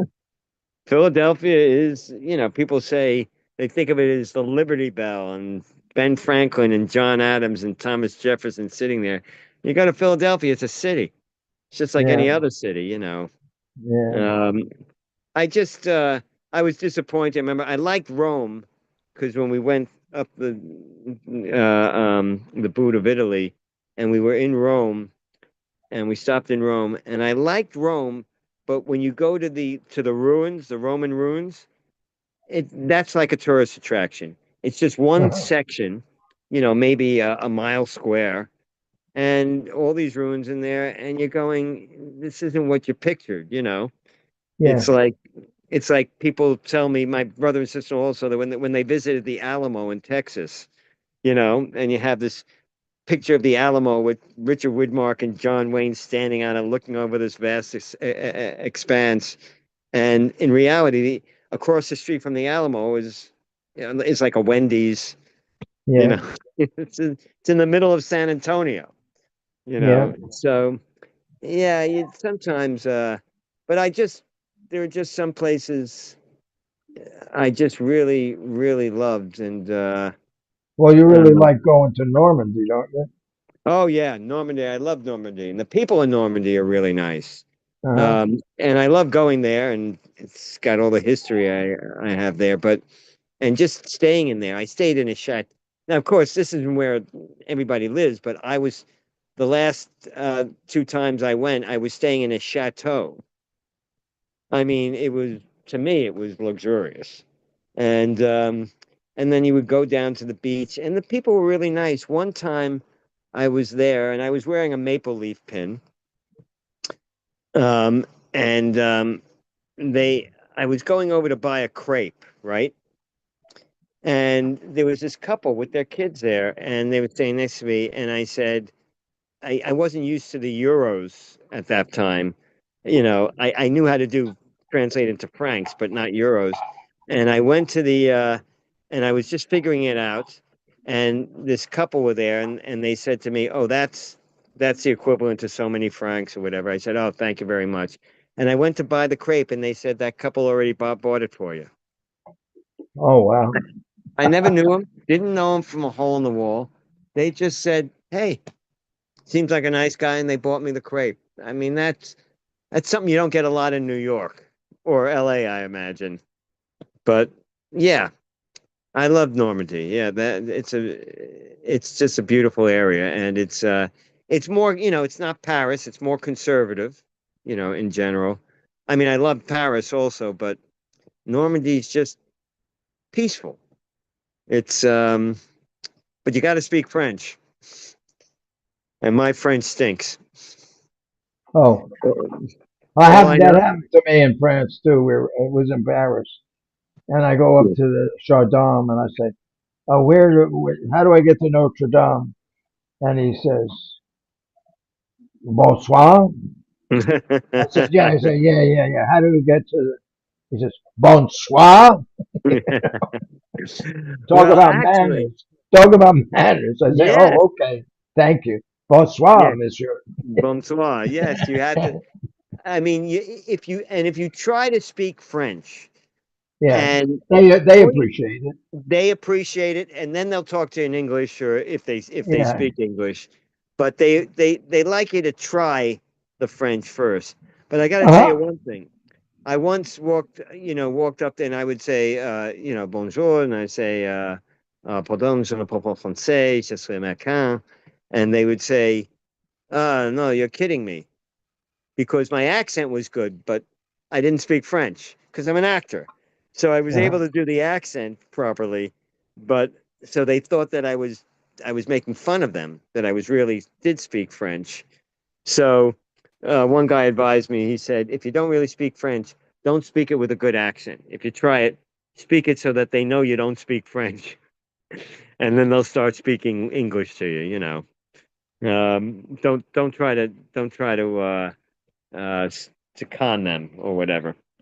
But anyway, no, I love that. But the thing is, I would say if you go to France, yeah, you should go to Normandy, and it's historical. There's a lot of history there. Um, and I don't know. I haven't made it to Ireland yet, though. I've gone to London a few times, several times for research also, and I always meant to take the ferry to Ireland, and I just never had the time because I was researching there, and it was taking all my time. But I have to get to Ireland at some point. Why? But I was born on March 17th, What's that? St. Patrick's Day. Oh, okay. So I always had a slight attachment to Ireland, and yeah, I don't know. There's a lot of I don't know, but with my present affordability, I got to be very selective in where I go, and usually it has to be for a pragmatic reason, like I got to do research, or I'm going doing a play reading, a reading of my play, and I can't afford to just travel. Are Um, things going well with that? Your play? Are you getting productions? Well, we're trying to get this glorified stage reading for next spring. It was supposed to be this spring in Normandy, but we've raised about a little less than half the money, so we got to raise the rest of it. It's all about money when it comes down to it. Was it like You got 50,000? What do you need? 50,000? well, we need about 20 to 25,000 euros because Uh-huh. mainly because we got to fly people in there. Actors? Actors, yeah, because we need people who speak English like a Canadian. And unfortunately, Oh, the French may speak English, but well, they sound like French Canadians. So I could use some French actors, but I got to fly people in. They got to fly me in. Also, my producer, even though she's from that area of Normandy, she lives in New York. So and then we got to rent cars to transport the actors and feed, make sure we can feed them. And a lot of times they put them up, people put them up for free. But yeah, it gets costly when you do something like that. It can get pretty costly. I mean, look at the airfares now. It costs $1,000 round trip at least to go to Europe. oh, really? Yeah, Yeah, okay. probably 1,200, maybe 1,400. So you fly 10 actors, already you're talking about 12 to $14,000 right there just in the airfare. Right. So it builds up. But yeah, we'll see what happens with that. I've done a couple of plays here. I just did a reading Saturday night, and I purposely didn't invite you or anybody Uh-huh. because I found out the theater was charging people. It was a reading. So we're Yeah. holding the script and we're reading it. And they were charging people $15. And I said, no, no. I am not going to have somebody pay $15 to see a play where they're still reading from the script. Uh-huh. I just, I just wouldn't do it. And it wasn't that great a play. Don't worry. It was all right. And I did a couple of plays in the spring before you got here. Otherwise, I would have invited you. And that's Well, it. So I'm they glad to hear that you're busy because I know an actor. I used to work with some actors that actors want to act. That yeah, they'll do anything to get a position to perform, unless they're already established and they're turning down scripts. But generally speaking, they'll do anything. They want to perform. they want to, Because we want to, why not perform? You got to be in front of an audience and performing with no consequences. You can't stop in the middle. You got to get through the whole thing. yeah. But I got to tell you the truth, Ken. I'm at an age Why? where I said, I want to perform, but I want to be paid. Oh, yeah, yeah, okay. Yeah. I mean, But you know what I'm talking I mean, if about. they pay me, I did the two plays I did in the past year that were off book, full productions. I got paid $500 a piece Yeah. Uh-huh. for them, and I got paid another few $100s for another play that I didn't really have much to do in it with it. But I mean, it's not a lot of money, but I got to I get know. paid. Yeah. You can't just say, "Oh, I'm giving you an opportunity to act." I go, "Thank you." No, no, I Uh, understand. But yeah. that was younger when you were starting When I out. was younger, yeah. Yeah. Oh, Yeah. I was auditioning for things, where they would pay my car fare. That was it. Uh-huh. And and I would saying, "Oh yeah, I got a chance to act and do this play and do that play." But the older we get, Ken, the less Yeah. uh the less glamorous that is. Yeah, sure. Um, so I'll see. But I have a lot of problems here now. I got kicked off my health care Why? uh, because You missed the payment. You missed the payment? no, I was on Medicare and Medicaid, Uh-huh. and they didn't inform me. Nobody informed me that instead of re-upping for Medicaid in December, which I was what I normally the month I normally was supposed to do it, it was moved to July. The whole Oh, Medicaid system has been messed up, and so I didn't have that, and I was fighting that, and then my health plan had me on this dual advantage thing, which included Medicaid. So I called them up. It was through Fidelis Care, and I said, "Well, I'm not on Medicaid. Am I okay?" They said, "Yeah, we got you on this other program. You're good for the entire year. Don't worry about 2026. 2027, you can deal with it at the end of the year, and we'll see where you stand there. And again, they never sent me a message, nothing by mail, no email, no phone call. They just dropped me on March 31st. I didn't even know it. I just found out. I was making an appointment with my doctor, and they said, "Oh, well, you don't have a health plan anymore." I said, "How is that?" And I called them up. So I got to do that. That's a pain in the ass. The reason Absolutely. I'm on this other phone now is because this phone I bought 2.5 years ago from Best Buy. It turns out they sold me a phone that was 3 years old.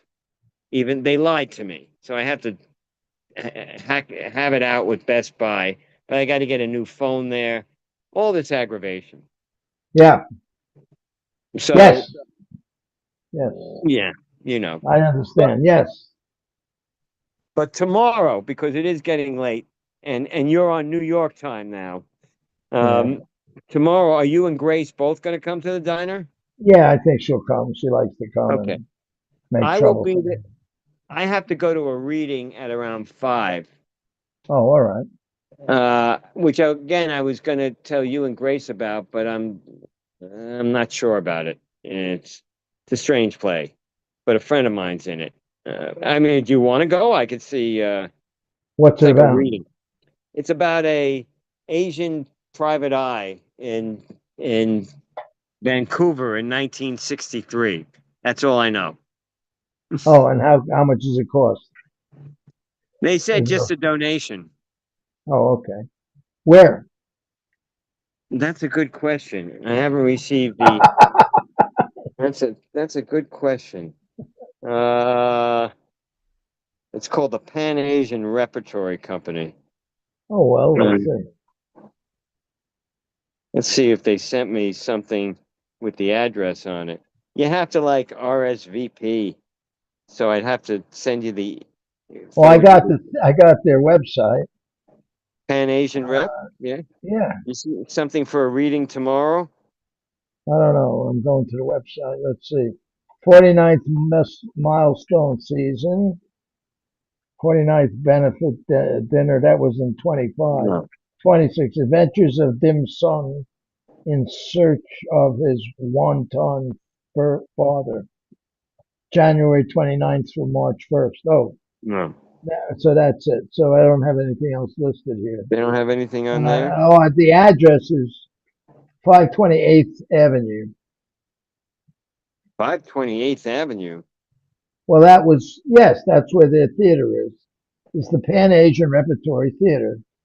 Yeah, but 528th Avenue is a big building with a lot of audition centers and everything like that. They got to say what floor it's on. Oh, I want to see where it is. This is called Fire in the New World. 8th Avenue and 37th Street, something like that. Midtown. Yeah, it says 520. Oh, third floor. All right, third 528th floor. Avenue, third floor. This isn't where the theater is. This is where they're doing the reading. Yeah, Right. what's your Address? email address? Oh, my email, Kenneth Aaron. No, Ken Aaron. KENAARON at Gmail. Well, let me see. I have one. Yeah, Ken. So, Yeah, yeah, that's the only one I've Kenneth, got for you. that's all. I So, don't, are you checking your email? nah, not usually. Yes, I do check my email. Well, But, check it now. okay. I'm not sure. I got to talk to Grace to see if she's got anything. Mike Yeah. Jankowitz. Mike, we invite you to the New World. There it is. Free, the New World in the New World. That's what it says. Is that the name of the reading? Yeah, fire. It looks like fire in the new world. Oh, yeah, It's hard to Fire in the tell, New yeah. World. Right, Fire in the New World. Okay. But I can't tell you. I can only say that I know one of the actors in it. This guy Robert Mexon. I Whatever. might. It's 5 p.m. 5 p.m. So I figured that's what I was going to say. I'd be at the diner by, it's right near the diner. It's like 5 blocks from the Oh, diner. okay. It's on 36th Street, between 36th and 37th. No, between 35th and 36th, I think, on 8th Avenue. So, Yeah. I just go from there to the diner. But yeah, see, I don't know. They may be filled up. I don't even know. I haven't gotten a confirmation, but you see where it says RSVP? Yeah. Yeah, see what you can do with that. And I mean, I think I made a reservation for 2 because somebody said they might go and I haven't heard from them. So, but you'd be better off if both of you are going. Yeah, I'll let you know. yeah, yeah. Let me know if you feel like it. I just figured it was in. I had a friend of mine in it.